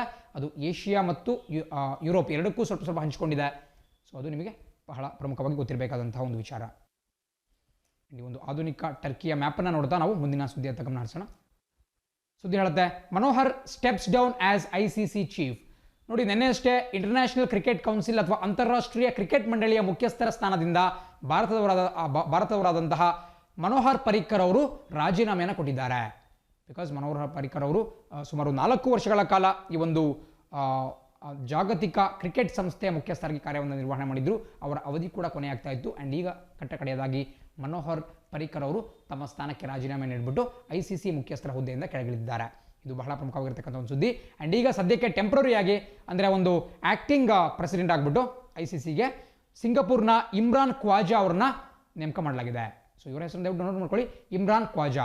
ಇವರು ಪೂರ್ಣ ಪ್ರಮಾಣದ ICC ಮುಖ್ಯಸ್ಥರಲ್ಲ, ಬದಲಾಗಿ ಕೇವಲ ತಾತ್ಕಾಲಿಕ ಮುಖ್ಯಸ್ಥರು. ಯಾಕಪ್ಪ ಅಂದರೆ ಈಗ ಅದರ ಮುಖ್ಯಸ್ಥರಾಗಿದ್ದಂತಹ ಶಶಾಂಕ್ ಮನೋಹರ್ ಅವರು ರಿಸೈನ್ ಮಾಡಿದ್ದಾರೆ. ನೋಡಿ, ಇದಕ್ಕಿಂತ ಮುಂಚೆ ಇಮ್ರಾನ್ ಖ್ವಾಜಾ ಅವರು ನಿಮಗೆ ಕಾಣಿಸ್ತಿರ್ತಕ್ಕಂತಹ ಶಶಾಂಕ್ ಮನೋಹರ್ ಅವರ ಡೆಪ್ಯೂಟಿ ಅಂದರೆ ಉಪಾಧ್ಯಕ್ಷರಾಗಿ ಕಾರ್ಯವನ್ನು ನಿರ್ವಹಣೆ ಮಾಡ್ತಿದ್ರು, deputy chairman of ICC. So ಈಗ ಅವರು ತಾತ್ಕಾಲಿಕವಾಗಿ ಪ್ರೆಸಿಡೆಂಟ್ ಆಗಿದ್ದಾರೆ. ಸೊ ಶಶಾಂಕ್ ಮನೋಹರ್ ಮತ್ತು ನಿಮಗೆ ಈಗ ಕಾಣಿಸ್ಕೊಂಡಂಥ ಇಮ್ರಾನ್ ಖ್ವಾಜಾ ಇಬ್ಬರ ಹೆಸರು ಕೂಡ ಬಹಳ ಪ್ರಮುಖವಾಗಬೇಕಾಗುತ್ತೆ. ಆ್ಯಂಡ್ ಸದ್ಯದಲ್ಲೇ ICCಗೆ ಒಂದು ಚುನಾವಣೆ ನಡೆಯುತ್ತೆ, ಅಲ್ಲಿನ ಅಧ್ಯಕ್ಷರನ್ನ ನೇಮಕ ಕೂಡ ಮಾಡಿಕೊಳ್ಳಲಾಗುತ್ತೆ. ಆ್ಯಂಡ್ ಪ್ರಸಕ್ತವಾಗಿ BCCIನ ಮುಖ್ಯಸ್ಥರಾಗಿರ್ತಕ್ಕಂತಹ ಸೌರವ್ ಗಂಗೂಲಿ ಅವರು ಕೂಡ ಒಂದು ರೇಸ್ನಲ್ಲಿದ್ದಾರೆ ICC ಮುಖ್ಯಸ್ಥರಾಗಲಿಕ್ಕೆ. ಇಷ್ಟು ಮಾಡ್ಕೊಳ್ತಾ ನಾವು ಈಗ ಪರೀಕ್ಷಾ ದೃಷ್ಟಿಯಿಂದ ಪ್ರಮುಖವಾಗಿರ್ತಕ್ಕಂತಹ ಪ್ರಶ್ನೆಗಳನ್ನ ಡಿಸ್ಕಸ್ ಮಾಡೋಣ. ಸ್ಕ್ರೀನ್ ಮೇಲೆ ಕಾಣಿಸ್ತಾ ಇದೆ ಮೊದಲನೇ ಪ್ರಶ್ನೆ. ಕೇಂದ್ರ ಉಕ್ಕಿನ ಸಚಿವ ಧರ್ಮೇಂದ್ರ ಪ್ರಧಾನ್ ಏಷ್ಯಾದ ಮೊದಲ ನಿರಂತರ ರೀಬಾರ್ ಉತ್ಪಾದನಾ ಸೌಲಭ್ಯವನ್ನು ಯಾವ ರಾಜ್ಯದಲ್ಲಿ ಉದ್ಘಾಟಿಸಿದರು? ನೋಡಿ, ಇದಕ್ಕೆ ಆನ್ಸರ್ ಮಾಡೋಕ್ಕಿಂತ ಮುಂಚೆ ಈ ರೀಬಾರ್ ಅಂದರೆ ಏನು ಅಂತ ನಾವು ತಿಳ್ಕೊಳ್ತಾ ಹೋಗೋಣ. ನೀವು ಕೂಡ ಈ ಬಿಲ್ಡಿಂಗ್ ಕನ್ಸ್ಟ್ರಕ್ಷನ್ ಮಾಡಬೇಕಾದ್ರೆ, ಈ ಕಟ್ಟಡ ಕಾಮಗಾರಿ ಮಾಡಬೇಕಾದ್ರೆ ರೀಬಾರ್ REBAR ರೀಬಾರ್ ಅಂತಕ್ಕಂತಹ ಒಂದು ಶಬ್ದವನ್ನು ಕೇಳಿರ್ತೀರಾ. ರೀಬಾರ್ ಅಂದರೆ ಬೇರೆ ಏನೂ ಅಲ್ಲ, ನಾವೇನು ಸ್ಟೀಲ್ ರಾಡ್ಗಳನ್ನು, ಕಬ್ಬಿಣದ ರಾಡ್ಗಳನ್ನು ಕಾಂಕ್ರೀಟ್ನ ಒಳಗಡೆ ರೀಇನ್ಫೋರ್ಸ್ಮೆಂಟ್ ಆಗಿ ಬಳಸ್ತೀವಿ. ನೀವೆಲ್ಲರೂ ಕೂಡ RCC ಹಾಕ್ಬೇಕಾದ್ರೆ ನೋಡಿರ್ತೀರಾ, ರೀಇನ್ಫೋರ್ಸ್ಡ್ ಸಿಮೆಂಟ್ ಕಾಂಕ್ರೀಟ್. ಅಲ್ಲಿ ಕಬ್ಬಿಣದ ಸರಳುಗಳನ್ನು ನಾವು ಇಟ್ಟಿರ್ತೀವಿ. ಅದಕ್ಕೆ ಒಂದು ಸ್ಟ್ರಕ್ಚರಲ್ ಸ್ಟೆಬಿಲಿಟಿ, ಒಂದು ದೃಢತೆಯನ್ನು ಕೊಡುವಂತಹ ಉದ್ದೇಶದಿಂದ ಉಕ್ಕನ್ನು ಅಥವಾ ಕಬ್ಬಿಣದ ರಾಡ್ಗಳನ್ನು ನಾವು ಕಟ್ಟಡ ನಿರ್ಮಾಣದಲ್ಲಿ ಬಳಸ್ತೀವಿ. ಸೊ ಆ ಒಂದು ರಾಡ್ಗಳನ್ನು ನಾವು ರೀಬಾರ್ ಅಂತ ಕರಿತೀವಿ. ಸೊ ಇದನ್ನು ರೀಇನ್ಫೋರ್ಸ್ಮೆಂಟ್ ನೀವು ಕಟ್ಟಡ ನಿರ್ಮಾಣ ಮಾಡಬೇಕಾದ್ರೆ ನೋಡ್ತಾ ಇರಬಹುದು. ಏನು ಸೆಂಟ್ರಿಂಗನ್ನು ಹಾಕುವಂತಹ ಸಂದರ್ಭದಲ್ಲಿ ನಾವು ಆ ಮೇಲ್ಗಡೆ ಇದನ್ನು ಮಾಡ್ತೀವಿ. ಸ್ಪೆಷಲಿ ಬಾರ್ ಬೆಂಡಿಂಗ್ ಅಂತ ಏನು ಪ್ರಕ್ರಿಯೆ ನಡೆಯುತ್ತೆ, ಈ ಕಬ್ಬಿಣದ ಬಾರ್ಗಳನ್ನ ತೆಗೆದುಕೊಂಡು ಬಂದ್ಬಿಟ್ಟು ಕಟ್ಟಡ ಕಾಮಗಾರಿ ಅಂತ ಆಗ್ತಕ್ಕಂತಹ ಪ್ರದೇಶದಲ್ಲಿ ಬೆಂಡ್ ಮಾಡ್ತಾ ಇರ್ತಾರೆ, ಅದಕ್ಕೆ ಬೇಕಾದಂತಹ ಶೇಪ್ನಲ್ಲಿ. ಸೊ ಅದನ್ನು ನಾವು ರೀಬಾರ್ ಅಂತ ಕರಿತೀವಿ. ಆ್ಯಂಡ್ ಇತ್ತೀಚೆಗಷ್ಟೇ ನಮ್ಮ ಕೇಂದ್ರ ಸರ್ಕಾರದ ಉಕ್ಕಿನ ಸಚಿವ ಧರ್ಮೇಂದ್ರ ಪ್ರಧಾನ್ ಅವರು ಏಷ್ಯಾದ ಮೊಟ್ಟ ಮೊದಲ ಒಂದು ಗ್ಯಾಲ್ವನೈಸ್ಡ್ ರೀಬಾರನ್ನು ಇತ್ತೀಚೆಗಷ್ಟೇ ಅದರ ಒಂದು ಘಟಕವನ್ನು ಉದ್ಘಾಟನೆ ಮಾಡಿದ್ರು. ಅದು ಯಾವ ರಾಜ್ಯದಲ್ಲಿ ಅಂತ ಕೇಳ್ತಿದ್ದಾರೆ. ಖಂಡಿತ ಪರೀಕ್ಷೆಯಲ್ಲಿ ಇಂಪಾರ್ಟೆಂಟ್ ಆಗುತ್ತೆ. ಇದನ್ನು ಯಾವ ಆ್ಯಂಗಲಿಂದ ಕೂಡ ಕೇಳಬಹುದು. ಸೊ ರೀಬಾರ್ ಅಂತ ತಿಳ್ಕೊಂಡಿರಬೇಕು, ಧರ್ಮೇಂದ್ರ ಪ್ರಧಾನ್ ಅವ್ರ ಬಗ್ಗೆ ತಿಳ್ಕೊಂಡಿರಬೇಕು. ಆ್ಯಂಡ್ ಜೊತೆಗೆ ಈ ಒಂದು ಘಟಕವನ್ನು ಯಾವ ರಾಜ್ಯದಲ್ಲಿ ಸ್ಥಾಪನೆ ಮಾಡಲಾಗ್ತಿದೆ ಅನ್ನೋದು ಕೂಡ ಬಹಳ ಇಂಪಾರ್ಟೆಂಟ್. ಅದಕ್ಕೆ ಸರಿಯಾದ ಉತ್ತರ ಆಪ್ಷನ್ ಡಿ, ಪಂಜಾಬ್. ಸೊ ಪಂಜಾಬ್ನಲ್ಲಿ CGR ನಿಮಗೆ ಕಾಣಿಸ್ಕೊಳ್ತಾ ಇದೆ. CGR ಅಂತ ಹೇಳಿದ್ರೆ ಕಂಟಿನ್ಯೂಯಸ್ ಗ್ಯಾಲ್ವನೈಸ್ಡ್ ರೀಬರ್. ಸೊ ಅಂತಹ ಒಂದು ಘಟಕವನ್ನು ಅದು ಏಷ್ಯಾದಲ್ಲೇ ಮೊಟ್ಟ ಮೊದಲ ಬಾರಿಗೆ ನಮ್ಮ ಭಾರತದಲ್ಲಿ ಅದು ಸ್ಥಾಪನೆಗೊಳ್ತಾ ಇದೆ. ಸೊ ಅದು ಬಹಳ ಪ್ರಮುಖವಾಗಿರುತ್ತೆ. ಆ್ಯಂಡ್ ಗ್ಯಾಲ್ವನೈಸ್ಡ್ ಅಂದ್ರೇನು, ಗ್ಯಾಲ್ವನೈಸೇಷನ್ ಅಂತ ನೀವೆಲ್ಲ ಕಡೆ ಕೇಳಿರ್ತೀರಾ. ಸ್ಪೆಷಲಿ ನಿಮಗೆ ಏನು ಸೈನ್ಸ್ ಇದೆ, ವಿಜ್ಞಾನದ ದೃಷ್ಟಿಯಿಂದ ಕೂಡ ಪ್ರಮುಖವಾದಂತಹ ಒಂದು ಪ್ರಶ್ನೆ ಗ್ಯಾಲ್ವನೈಸೇಷನ್. ಸೊ ಗ್ಯಾಲ್ವನೈಸೇಷನ್ ಅಂದರೆ ಬೇರೆ ಏನೂ ಅಲ್ಲ, ಕನ್ನಡದಲ್ಲಿ ಸತು ಲೇಪನ ಅಂತ ಕರೆಯಲಾಗುತ್ತೆ. ಸತು ಅಂದ್ರೇನು, ಇಂಗ್ಲೀಷ್ನಲ್ಲೂ ಜಿಂಕ್ ಅಂತ ಕರಿಬಹುದು. ಸೊ ಈ ಕಬ್ಬಿಣದ ವಸ್ತುಗಳಿಗೆ ನಾವು ಜಿಂಕ್ನಿಂದ ಒಂದು ಕೋಟಿಂಗನ್ನು ಮಾಡೋದ್ರಿಂದ ಅಥವಾ ಸತುವಿನಿಂದ ಲೇಪನ ಮಾಡುವುದನ್ನು ನಾವು ಗ್ಯಾಲ್ವನೈಸೇಷನ್ ಅಂತ ಕರಿತೀವಿ. ಗ್ಯಾಲ್ವನೈಸ್ ಮಾಡೋದ್ರಿಂದ ತುಕ್ಕು ಹಿಡಿಯುವುದು ಕಮ್ಮಿ ಆಗುತ್ತೆ, ಜೊತೆಗೆ ಅದರ ಒಂದು ಡ್ಯೂರಬಿಲಿಟಿ ಜಾಸ್ತಿ ಆಗುತ್ತೆ, ದೀರ್ಘಕಾಲಕ್ಕೆ ಅದು ಬಾಳಿಕೆ ಬರುತ್ತೆ. ಸೊ ಆ ದೃಷ್ಟಿಯಿಂದ ಕಂಟಿನ್ಯೂಸ್ ಗ್ಯಾಲ್ವನೈಸ್ಡ್ ರೀಬಾರ್ ಅಂತಕ್ಕಂತಹ ಈ ಒಂದು ಕಬ್ಬಿಣದ ಸರಳುಗಳನ್ನು ನಮ್ಮ ದೇಶದಲ್ಲಿ ಉತ್ಪಾದನೆ ಮಾಡುವಂತಹ ಘಟಕಕ್ಕೆ ಪಂಜಾಬ್ನಲ್ಲಿ ಚಾಲನೆ ಕೊಡಲಾಗಿದೆ. ಆ್ಯಂಡ್ ಇದನ್ನು ಕೂಡ ನೋಟ್ ಮಾಡ್ಕೋಬೇಕಾಗುತ್ತೆ. ಆ್ಯಂಡ್ ಈ ಸ್ಲೈಡ್ನಲ್ಲಿ ನಿಮಗೆ ಈ ರೀಬಾರ್ನ ಒಂದು ಫೋಟೋ ಕೂಡ ಕಾಣಿಸ್ತದೆ. ಯಾರೆಲ್ಲ ಈ ಬಾರ್ ಬೆಂಡಿಂಗ್ ಅನ್ನು ನೋಡಿಲ್ಲ ಅಥವಾ ಈ ಕಟ್ಟಡ ಕಾಮಗಾರಿನ ನೋಡಿಲ್ಲ, ನೀವು ಇಲ್ಲಿ ನೋಡಿ ಕಲ್ತ್ಕೋಬಹುದು. ನೀವು ಕೂಡ ಎಲ್ಲರೂ ಕೂಡ ನೋಡಿರ್ತೀರಾ. ಬಹಳ ಸಿಂಪಲ್, ಈ ಕಬ್ಬಿಣವನ್ನು ಬಾಗಿಸ್ಬಿಟ್ಟು ಅದನ್ನು ನಮ್ಮ ಕಟ್ಟಡ ನಿರ್ಮಾಣದಲ್ಲಿ ಬಳಸಲಾಗುತ್ತೆ, RCCಗಳಲ್ಲಿ ಬಳಸಲಾಗುತ್ತೆ. ಆ್ಯಂಡ್ ಇದೇ ರೀತಿ ಮುಂದಿನ ಸುದ್ದಿ ನೋಡ್ತಾ ಹೋಗೋಣ. ಪ್ರಶ್ನೆ ಹೇಳುತ್ತೆ, COVID-19 ಹರಡುವುದನ್ನು ನಿಯಂತ್ರಿಸಲು ಮಧ್ಯಪ್ರದೇಶ ಸರ್ಕಾರವು ಪ್ರಾರಂಭಿಸಿದ ಅಭಿಯಾನವನ್ನು ಹೆಸರಿಸಿ. ನೋಡಿ, ಇತ್ತೀಚೆಗಷ್ಟೇ ಮಧ್ಯಪ್ರದೇಶದ ಮುಖ್ಯಮಂತ್ರಿ ಶಿವರಾಜ್ ಸಿಂಗ್ ಚೌಹಾಣ್ ಅವರು ಒಂದು ಅಭಿಯಾನವನ್ನು ಪ್ರಾರಂಭ ಮಾಡಿದ್ರು. ಅದನ್ನು ಕೋವಿಡ್ ವೈರಸ್ ಏನಿದೆ ಅದನ್ನು ನಿಯಂತ್ರಣ ಮಾಡುವಂತಹ ಉದ್ದೇಶದಿಂದ. ಸೊ ಅದಕ್ಕೆ ಸರಿಯಾದ ಉತ್ತರ option B, kill corona. So kill corona ಅನ್ನುವಂತಹ ಒಂದು ಹೆಸರನ್ನ ಈ ಅಭಿಯಾನಕ್ಕೆ ಇಡಲಾಗಿದೆ. ಆ್ಯಂಡ್ ಇದರ ಅಡಿಯಲ್ಲಿ ಮನೆ ಮನೆಗೆ ತೆರಳಿಬಿಟ್ಟು ಒಂದು ಸರ್ವೆಯನ್ನು ಮಾಡಲಾಗುತ್ತೆ, ಒಂದು ರಿಸರ್ಚನ್ನು ಮಾಡಲಾಗುತ್ತೆ. ಮನೆ ಮನೆಗೆ ತೆರಳಿಬಿಟ್ಟು ಆ ವ್ಯಕ್ತಿಗಳ ಒಂದು ತಾಪಮಾನವನ್ನು ಅಥವಾ ಲಕ್ಷಣಗಳನ್ನು ಪರೀಕ್ಷೆ ಮಾಡಲಾಗುತ್ತೆ. ಸೊ ಇದು ಕೊರೋನಾ ವೈರಸ್ ಪೀಡಿತರು ಮನೆಗಳಲ್ಲಿ ಇದ್ದರೆ ಅವ್ರನ್ನ ಪತ್ತೆ ಹಚ್ಚುವಂತಹ ಒಂದು ಕೆಲಸ. ಸೊ ಇದಕ್ಕೆ ಹೆಸರು ನೀಡಿರತಕ್ಕಂತಹದ್ದು ಕಿಲ್ ಕೊರೋನಾ. ಇದನ್ನು ಮಧ್ಯಪ್ರದೇಶ ಸರ್ಕಾರ ಜಾರಿಗೆ ತರ್ತಾ ಇದೆ. ಅದೇ ಮೂರನೇ ಪ್ರಶ್ನೆ ನೋಡ್ತಾ ಹೋಗೋಣ. ಪ್ರಶ್ನೆ ಹೇಳುತ್ತೆ, ಮಾಹಿತಿ ತಂತ್ರಜ್ಞಾನ ಕಾಯ್ದೆ 2000 ಅಥವಾ ನಾನು ಅವತ್ತೇ ಹೇಳಿದ್ದೇನೆ, ಇನ್ಫಾರ್ಮೇಷನ್ ಟೆಕ್ನಾಲಜಿ ಆಕ್ಟ್ 2000 ರ ಸೆಕ್ಷನ್ 69A ಅಡಿಯಲ್ಲಿ ಎಲೆಕ್ಟ್ರಾನಿಕ್ಸ್ ಮತ್ತು ಮಾಹಿತಿ ತಂತ್ರಜ್ಞಾನ ಸಚಿವಾಲಯ, ನಾನು ಹೇಳಂತಹ ministry of electronics and information technology ಎಷ್ಟು ಚೈನೀಸ್ ಆ್ಯಪ್ಗಳನ್ನು ನಿಷೇಧಿಸಿದೆ? ಬಹಳ ಸಿಂಪಲ್, ಪ್ರತಿಯೊಬ್ಬರು ಕೂಡ ಸುದ್ದಿಗಳಲ್ಲಿ ನೋಡಿರ್ತೀರಾ. ಸುಮಾರು ಆಪ್ಷನ್ ಡಿ 59 ಚೀನಾ ನಿರ್ಮಿತ ಅಪ್ಲಿಕೇಶನ್ಗಳನ್ನು ನಮ್ಮ ಕೇಂದ್ರದ ಎಲೆಕ್ಟ್ರಾನಿಕ್ಸ್ ಮತ್ತು ಮಾಹಿತಿ ತಂತ್ರಜ್ಞಾನ ಸಚಿವಾಲಯ ಬ್ಯಾನ್ ಮಾಡಿತ್ತು. ಆ್ಯಂಡ್ ಇದಕ್ಕೆ ಅವರು ಯಾವ ಕಾಯ್ದೆಯನ್ನು ಬಳಸ್ಕೊಂಡ್ರಪ್ಪ ಅಂತ ಹೇಳಿದ್ರೆ 2000ನೇ ಇಸ್ವಿಯ ಮಾಹಿತಿ ತಂತ್ರಜ್ಞಾನ ಕಾಯ್ದೆ ಅಥವಾ ಇನ್ಫಾರ್ಮೇಷನ್ ಟೆಕ್ನಾಲಜಿ ಆಕ್ಟ್ 2000 ಆ್ಯಂಡ್ ಅದರ ವಿಶೇಷವಾಗಿ ಸೆಕ್ಷನ್ 69A ಅನ್ನು ಬಳಸ್ಕೊಂಡ್ಬಿಟ್ಟು ನಿಷೇಧವನ್ನು ಮಾಡಲಾಯಿತು. ಅದೇ ರೀತಿ ನಾವೊಂದು ಸೆಕ್ಷನ್ 66A ಬಗ್ಗೆ ಕೂಡ ಮಾತಾಡಿದೆ. ಸೆಕ್ಷನ್ 66A ಅಂತ ಹೇಳಿದ್ರೆ 2015ರ Shreya Singhal versus union of India ಅನ್ನುವಂತಹ ಸುಪ್ರೀಂ ಕೋರ್ಟ್ನ ಕೇಸ್ಗೆ ಒಂದು ರಿಲೇಟ್ ಆಗಿರುತ್ತೆ.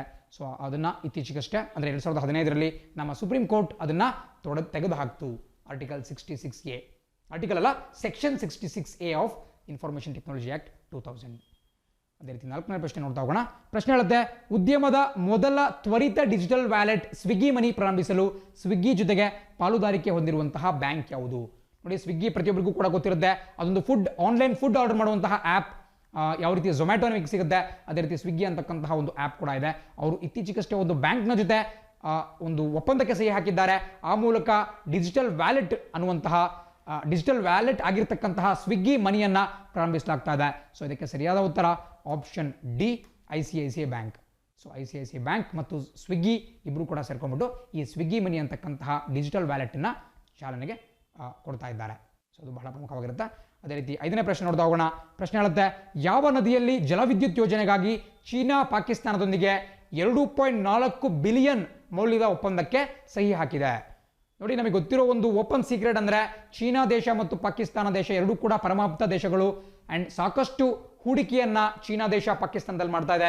ವಿಶೇಷವಾಗಿ ಬಲೂಚಿಸ್ತಾನ್ ಪ್ರಾಂತ್ಯದಲ್ಲಿ ಕಂಡುಬರತಕ್ಕಂತಹ ಗ್ವಾದಾರ್ ಬಂದರ್ ಇರಬಹುದು ಅಥವಾ ಚೈನಾ ಪಾಕಿಸ್ತಾನ್ ಎಕನಾಮಿಕ್ ಕಾರಿಡಾರ್ ಇರಬಹುದು, ಮುಂತಾದಂತಹ ಯೋಜನೆಗಳಿಗೆ ಚೀನಾ ದೇಶ ಹಣ ಹೂಡಿಕೆ ಮಾಡ್ತಿದೆ. ಆ್ಯಂಡ್ ಅದೇ ರೀತಿ ಅಲ್ಲಿನ ಒಂದು ಪ್ರಮುಖ ಜಲವಿದ್ಯುತ್ ಯೋಜನೆಗೆ ಪಾಕಿಸ್ತಾನದಲ್ಲಿ $2.4 ಬಿಲಿಯನ್ ನಷ್ಟು ಒಂದು ಹೂಡಿಕೆಯನ್ನು ಮಾಡಲಿಕ್ಕೆ ಚೀನಾ ದೇಶ ತೀರ್ಮಾನವನ್ನು ಮಾಡಿತು. ಸೊ ಅದು ಯಾವ ನದಿಯ ಮೇಲೆ ಕಟ್ಟಲಾಗ್ತಿದೆ ಅನ್ನೋದು ಬಹಳ ಪ್ರಮುಖವಾಗಿರುತ್ತೆ.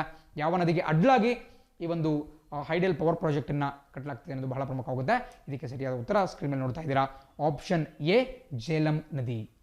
ಸೊ ಜೇಲಂ, ರವಿ, ಸಟ್ಲೆಜ್, ಬಿಯಾಸ್ ಇವೆಲ್ಲವೂ ಕೂಡ ಸಿಂಧು ನದಿಯ ಉಪನದಿಗಳು ನಮಗೆ ಗೊತ್ತಿರಬೇಕು. ಆ್ಯಂಡ್ ಆ ಜೇಲಂ ನದಿಯ ಅಡ್ಡಲಾಗಿ ಈ ಒಂದು ಜಲವಿದ್ಯುತ್ ಯೋಜನೆಯನ್ನು ಚೀನಾ ಮತ್ತು ಪಾಕಿಸ್ತಾನ ಜಂಟಿಯಾಗಿ ನಿರ್ಮಾಣ ಮಾಡ್ತವೆ. ಆ್ಯಂಡ್ ಇದೇ ರೀತಿ 6ನೇ ಪ್ರಶ್ನೆ ನೋಡ್ತಾ ಹೋಗೋಣ. ಗುಡ್ನಿ ಜೊಹಾನ್ಸನ್ ಅವರು ಇತ್ತೀಚೆಗೆ ಯಾವ ದೇಶದ ಅಧ್ಯಕ್ಷರಾಗಿ ಮರು ಆಯ್ಕೆಯಾಗಿದ್ದಾರೆ? ಇದು ಬಹಳ ಸಿಂಪಲ್, ನೀವು ಕೂಡ ಗಮನಿಸಿರ್ತೀರಾ ನ್ಯೂಸ್ ಪೇಪರಲ್ಲಿ. ಇತ್ತೀಚೆಗಷ್ಟೇ ನಾವು ಮೈಕೆಲ್ ಮಾರ್ಟಿನ್ ಅಂತಕ್ಕಂತಹ ಐರ್ಲೆಂಡ್ನ ಪ್ರಧಾನಿ ಬಗ್ಗೆ ಕೂಡ ಮಾತಾಡಿದ್ವಿ.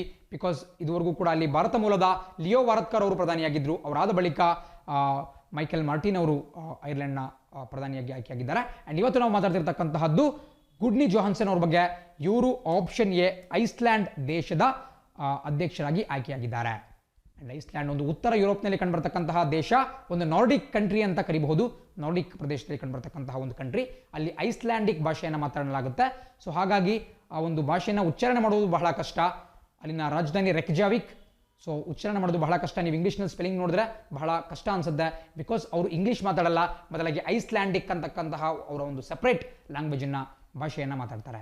ಸೊ ಐಸ್ಲ್ಯಾಂಡ್ ಬಗ್ಗೆ ಮತ್ತು ಗುಡ್ನಿ ಜೊಹಾನ್ಸನ್ ಅವ್ರ ಬಗ್ಗೆ ಗೊತ್ತಿರಬೇಕಾಗುತ್ತೆ. ಅದೇ ರೀತಿ ಮುಂದಿನ ಸುದ್ದಿ ನೋಡ್ತಾ ಹೋಗೋಣ. 7ನೇ ಪ್ರಶ್ನೆ ಹೇಳುತ್ತೆ, ಆಫ್ಸ್ಪಾ ಕಾಯ್ದೆ 1958ರ ಅಡಿಯಲ್ಲಿ ಇನ್ನೂ 6 ತಿಂಗಳುಗಳವರೆಗೆ ಯಾವ ರಾಜ್ಯವನ್ನ ಡಿಸ್ಟರ್ಬ್ಡ್ ಏರಿಯಾ ಅಂತ ಕೇಂದ್ರ ಸರ್ಕಾರ ಘೋಷಿಸಿದೆ? ನೋಡಿ, ಇದನ್ನ ತಿಳ್ಕೊಳ್ಳೋಕ್ಕಿಂತ ಮುಂಚೆ ನಾವು ಈ ಆಫ್ಸ್ಪಾ ಕಾಯ್ದೆ ಬಗ್ಗೆ ತಿಳ್ಕೊಬೇಕಾಗುತ್ತೆ. ಪರೀಕ್ಷಾ ದೃಷ್ಟಿಯಿಂದ ಕೂಡ ಬಹಳ ಪ್ರಮುಖವಾಗಿರುತ್ತೆ. 1958ನೇ ಇಸ್ವಿಯಲ್ಲಿ ಈ ಆಫ್ಸ್ಪಾ ಅನ್ನುವಂತಹ ಕಾಯ್ದೆಯನ್ನ ನಮ್ಮ ದೇಶದಲ್ಲಿ ಜಾರಿಗೆ ತರಲಾಗುತ್ತೆ. ನಮ್ಮ ಕೇಂದ್ರ ಸಂಸತ್ತು ಜಾರಿಗೆ ತರಲಾಗುತ್ತೆ. ಈ ಆಫ್ಸ್ಪಾದ ಫುಲ್ ಫಾರ್ಮ್ ಬಹಳ ಪ್ರಮುಖವಾಗುತ್ತೆ, armed forces special powers act. ಇನ್ನೊಂದ್ಸರಿ ಹೇಳ್ತೀನಿ, ನೋಟ್ ಮಾಡ್ಕೊಳ್ಳಿ. ಆಫ್ಸ್ಪಾ ಅಂತ ಹೇಳಿದ್ರೆ armed forces special powers act 1958. ಇದನ್ನು ಕನ್ನಡದಲ್ಲಿ ನಾವು ಸಶಸ್ತ್ರ ಪಡೆಗಳ ವಿಶೇಷ ಅಧಿಕಾರ ಕಾಯ್ದೆ 1958 ಅಂತ ಕರಿತೀವಿ. ಸೊ ಅದರ ಹೆಸರೇ ಹೇಳುವಂತೆ ಇದು ನಮ್ಮ ಸಶಸ್ತ್ರ ಪಡೆಗಳು ಅಥವಾ ಆರ್ಮ್ ಫೋರ್ಸಸ್ಗೆ ವಿಶೇಷವಾದಂತಹ ಅಧಿಕಾರವನ್ನು ಕೊಡುತ್ತೆ. ಅವರು ಯಾರಿಗೆ ಬೇಕಾದರೂ ಬಂಧನ ಮಾಡಬಹುದು ಅಥವಾ ಯಾರಿಗೆ ಬೇಕಾದರೂ ದಸ್ತಗಿರಿ ಮಾಡಬಹುದು, ಅವರ ಮೇಲೆ ಸರ್ಚನ್ನು ಮಾಡಬಹುದು, ಆ್ಯಂಡ್ ಅವಶ್ಯಕತೆ ಬಿದ್ದಲ್ಲಿ ಅವರ ಮೇಲೆ ಈ ಒಂದು ಫೈರಿಂಗನ್ನು ಕೂಡ ಮಾಡಬಹುದು. ಇದನ್ನು ಸಾಕಷ್ಟು ಡಿಸ್ಟರ್ಬ್ಡ್ ಅಂದರೆ ಗಲಭೆ ಪೀಡಿತ ಪ್ರದೇಶಗಳಲ್ಲಿ ಇದನ್ನು ಹೇರಲಾಗುತ್ತೆ. ಆ್ಯಂಡ್ ಪ್ರಸಕ್ತವಾಗಿ ಇಡೀ ನಾಗಾಲ್ಯಾಂಡ್ ರಾಜ್ಯ ಏನಿದೆ, ಇದಕ್ಕೆ ಉತ್ತರ ಕೂಡ ಬಹಳ simple, option C Nagaland. So Nagaland ರಾಜ್ಯ ಏನಿದೆ, ಸಂಪೂರ್ಣ ನಾಗಾಲ್ಯಾಂಡ್ ರಾಜ್ಯಕ್ಕೆ ಈ ಆಫ್ಸ್ಪಾ ಕಾಯ್ದೆಯನ್ನು ಇನ್ನೂ 6 ತಿಂಗಳುಗಳವರೆಗೆ ಕೂಡ ಎಕ್ಸ್ಟೆಂಡ್ ಮಾಡಿ ವಿಸ್ತರಣೆ ಮಾಡಿಬಿಟ್ಟು ಕೇಂದ್ರ ಸರ್ಕಾರ ಆದೇಶವನ್ನು ಹೊರಡಿಸಿದೆ. ಸೊ ಅವ್ರು ಹೇಳ್ತಾ ಇರೋದು ಅದನ್ನು ಡಿಸ್ಟರ್ಬ್ಡ್ ಏರಿಯಾ ಅಂತ ಕರಿತೀವಿ. ಸೊ ಡಿಸ್ಟರ್ಬ್ಡ್ ಏರಿಯಾ ಅಥವಾ ಗಲಭೆ ಪೀಡಿತ ಪ್ರದೇಶ ಎಲ್ಲಿರುತ್ತೋ ಅಲ್ಲಿ ಈ ಆಫ್ಸ್ಪಾ ಕಾಯ್ದೆಯನ್ನು ಅಥವಾ ಆರ್ಮ್ ಫೋರ್ಸಸ್ ಸ್ಪೆಷಲ್ ಪವರ್ಸ್ ಆ್ಯಕ್ಟನ್ನು ನಮ್ಮ ಸರ್ಕಾರ ಅಪ್ಲೈ ಮಾಡುತ್ತೆ. ನಾನಾಗಲೇ ಹೇಳಿದಂಗೆ ಇದರಿಂದ ಸೆಕ್ಯೂರಿಟಿ ಏಜೆನ್ಸೀಸ್ಗಳೇನಿರುತ್ತೆ, ನಮ್ಮ ರಕ್ಷಣಾ ಪಡೆಗಳಿಗೆ ವಿಶೇಷವಾದಂತಹ ಅಧಿಕಾರ ಸಿಗುತ್ತೆ. ಆ್ಯಂಡ್ ಇದನ್ನು ಬಳಸ್ಕೊಂಡ್ಬಿಟ್ಟು ಅವರು ಅಲ್ಲಿ ಇರತಕ್ಕಂತಹ ಗಲಭೆಕೋರರಿಗೆ ಮಟ್ಟ ಹಾಕುವಂತಹ ಕೆಲಸವನ್ನು ಮಾಡ್ತಾರೆ. ಆ್ಯಂಡ್ ಪ್ರಸಕ್ತವಾಗಿ ಸುಮಾರು 4 ರಾಜ್ಯಗಳಲ್ಲಿ ಈ ಒಂದು ಆ್ಯಕ್ಟ್ ಅಸ್ತಿತ್ವದಲ್ಲಿದೆ. ಅದ್ಯಾವುದಪ್ಪ ಅಂತ ಹೇಳಿದ್ರೆ ವಿಶೇಷವಾಗಿ ಅರುಣಾಚಲ ಪ್ರದೇಶ ಇರಬಹುದು, ಮಣಿಪುರ ಇರಬಹುದು, ಅದೇ ರೀತಿ ನಾಗಾಲ್ಯಾಂಡ್. ಈ 3 ರಾಜ್ಯಗಳಲ್ಲಿ ವಿಶೇಷವಾಗಿ ಈ ಆಫ್ಸ್ಪಾ ಒಂದು ಅಸ್ತಿತ್ವದಲ್ಲಿದೆ. ಆ್ಯಂಡ್ ಇನ್ನೊಂದು ವಿಷಯವನ್ನು ನೀವು ನೆನಪು ಮಾಡ್ಕೋಬಹುದು. ಇತ್ತೀಚೆಗಷ್ಟೇ ಒಂದು ಕ್ಲಾಸಲ್ಲಿ ನಾನು ಹೇಳಿದ್ದೆ ಯಾವ ರೀತಿ ಪ್ರಸಕ್ತ ನಾಗಾಲ್ಯಾಂಡ್ನ ರಾಜ್ಯಪಾಲರಾಗಿರ್ತಕ್ಕಂತಹ RN ರವಿ ಅವರು ನಾಗಾಲ್ಯಾಂಡ್ನಲ್ಲಿ ಈ ಸಮಾಜಘಾತುಕ ಶಕ್ತಿಗಳು ಸಾಕಷ್ಟು ಸಂಖ್ಯೆಯಲ್ಲಿ ಒಂದು ಪ್ರಾಬಲ್ಯವನ್ನು ಮೆರೆತಿದ್ದಾವೆ ಅಂತ ಹೇಳಿ ಪತ್ರವನ್ನು ಅಲ್ಲಿನ ಮುಖ್ಯಮಂತ್ರಿ ನೈಫಿಯು ರಿಯೋ ಅವರಿಗೆ ಬರೆದಿದ್ರು. ಸೊ ಅದು ಕೂಡ ನಿಮಗೆ ನೆನಪಿರಬೇಕಾಗುತ್ತೆ. ಸೊ ಸರ್ಕಾರ ಕೂಡ ಒಂದು ಸೂಕ್ತವಾದಂತಹ ನಿರ್ಧಾರವನ್ನು ಕೈಗೊಂಡಿದೆ. ಆ್ಯಂಡ್ ನಾಗಾಲ್ಯಾಂಡ್ನ ರಾಜಧಾನಿ ಕೊಹಿಮಾ, ಅಲ್ಲಿನ ಮುಖ್ಯಮಂತ್ರಿ ನೈಫಿಯು ರಿಯೋ, ಆ್ಯಂಡ್ ಅಲ್ಲಿನ ರಾಜ್ಯಪಾಲರು ನಾನಾಗಲೇ ಹೇಳಿದಂತಹ RN ರವಿ ಅವರು. ಆ್ಯಂಡ್ ಇವರು ನಾಗಾ ಗುಂಪುಗಳು ಮತ್ತು ಕೇಂದ್ರ ಸರ್ಕಾರದ ಮಧ್ಯೆ ಒಬ್ಬ ಸಂಧಾನಕಾರ ಆಗಿ ಕಾರ್ಯವನ್ನು ನಿರ್ವಹಣೆ ಮಾಡ್ತಿದ್ದಾರೆ. ಅವ್ರನ್ನ ಇಂಟರ್ಲೊಕ್ಯೂಟರ್ ಅಂತ ಕೂಡ ಕರೆಯಲಾಗುತ್ತೆ. ಅದೇ ರೀತಿ 8 ಮತ್ತು ಕೊನೆಯ ಪ್ರಶ್ನೆ ನೋಡೋಣ. GST ದಿನವನ್ನು ಯಾವಾಗ ಆಚರಿಸಲಾಗುತ್ತೆ? ನೋಡಿ, ಇದು ಕೂಡ ಬಹಳ ಪ್ರಮುಖವಾಗಿರ್ತಕ್ಕಂತಹದ್ದು. ನಮಗೆ ಗೊತ್ತಿರೋ ರೀತಿ 2017ನೇ ಇಸ್ವಿಯಲ್ಲಿ ನಮ್ಮ ದೇಶಾದ್ಯಂತ ಏಕೀಕೃತ ತೆರಿಗೆ ವ್ಯವಸ್ಥೆಯಾಗಿರ್ತಕ್ಕಂತಹ ಗೂಡ್ಸ್ ಆ್ಯಂಡ್ ಸರ್ವಿಸ್ ಟ್ಯಾಕ್ಸ್ ಅಥವಾ ಸರಕು ಮತ್ತು ಸೇವಾ ತೆರಿಗೆಯನ್ನು ಜಾರಿಗೆ ತರಲಾಗುತ್ತೆ. ಅದನ್ನು ಜಾರಿಗೆ ತಂದಿದ್ದು ಆಪ್ಷನ್ ಸಿ ಜುಲೈ 1ನೇ ತಾರೀಕು 2017. ಸರಿಯಾದ ಉತ್ತರ ಆಪ್ಷನ್ ಸಿ ಜುಲೈ 1 ಆಗಿರುತ್ತೆ. 2017 ಜುಲೈನಂದು ಭಾರತ ಸರ್ಕಾರ ಇದನ್ನು ಜಾರಿಗೆ ತರುತ್ತೆ. ನಿಮಗೆಲ್ಲ ಕೂಡ ನೆನಪಿರ್ಬೋದು, 2017ನಲ್ಲಿ ನಿಮಗೆ ಚಿತ್ರದಲ್ಲಿ ಕೂಡ ಕಾಣಿಸ್ತಾ ಇದೆ, ನಮ್ಮ ಸಂಸತ್ತಿನಲ್ಲಿ ಒಂದು ವಿಶೇಷ ಮಧ್ಯರಾತ್ರಿ ಅಧಿವೇಶನವನ್ನು ಮಾಡಲಾಯಿತು. ಸ್ಪೆಷಲ್ ಮಿಡ್ ನೈಟ್ ಸೆಷನ್ ಅಂತೇಳಿ ಆ ಸಂದರ್ಭದಲ್ಲಿ ಪ್ರಧಾನಮಂತ್ರಿಗಳು, ರಾಷ್ಟ್ರಪತಿಗಳು ಮತ್ತು ಅಂದಿನ ಹಣಕಾಸು ಸಚಿವರು ಎಲ್ಲರೂ ಕೂಡ ಈ ಒಂದು ವಿಶೇಷ ಅಧಿವೇಶನದಲ್ಲಿ ಭಾಗವಹಿಸಿದರು July 1st, 2017. ಸೊ ಇಂತಹ ಒಂದು ಐತಿಹಾಸಿಕ ದಿನದಂದು ನಮ್ಮ ಸರ್ಕಾರ ಐತಿಹಾಸಿಕವಾದಂತಹ ಗೂಡ್ಸ್ ಆ್ಯಂಡ್ ಸರ್ವಿಸ್ ಟ್ಯಾಕ್ಸನ್ನು ದೇಶಾದ್ಯಂತ ಜಾರಿಗೆ ತಂತು. ಆ್ಯಂಡ್ ಆ ಸಂದರ್ಭದಲ್ಲಿ ನಮ್ಮ ದೇಶದ ಹಣಕಾಸು ಸಚಿವರಾಗಿದ್ದು ದಿವಂಗತ ಅರುಣ್ ಜೇಟ್ಲಿ ಅವರು. ಸೊ ಅದು ಕೂಡ ಬಹಳ ಪ್ರಮುಖವಾಗಿರ್ತಕ್ಕಂಥ ಒಂದು ವಿಚಾರ. ಆ್ಯಂಡ್ ಇದರೊಂದಿಗೆ ಇವತ್ತಿನ ದಿನಪತ್ರಿಕೆ ವಿಶ್ಲೇಷಣೆ ಮುಕ್ತಾಯ ಆಗುತ್ತೆ. ವಿಡಿಯೋನ ವೀಕ್ಷಣೆ ಮಾಡೋಕ್ಕೆ ಧನ್ಯವಾದಗಳು. ನಾಳೆ ಇದೇ ಸಮಯಕ್ಕೆ ಮತ್ತೆ ನಿಮ್ಮನ್ನು ಭೇಟಿ ಮಾಡ್ತೀನಿ. Thanks for watching the video. C on the flip side. Jai Hind.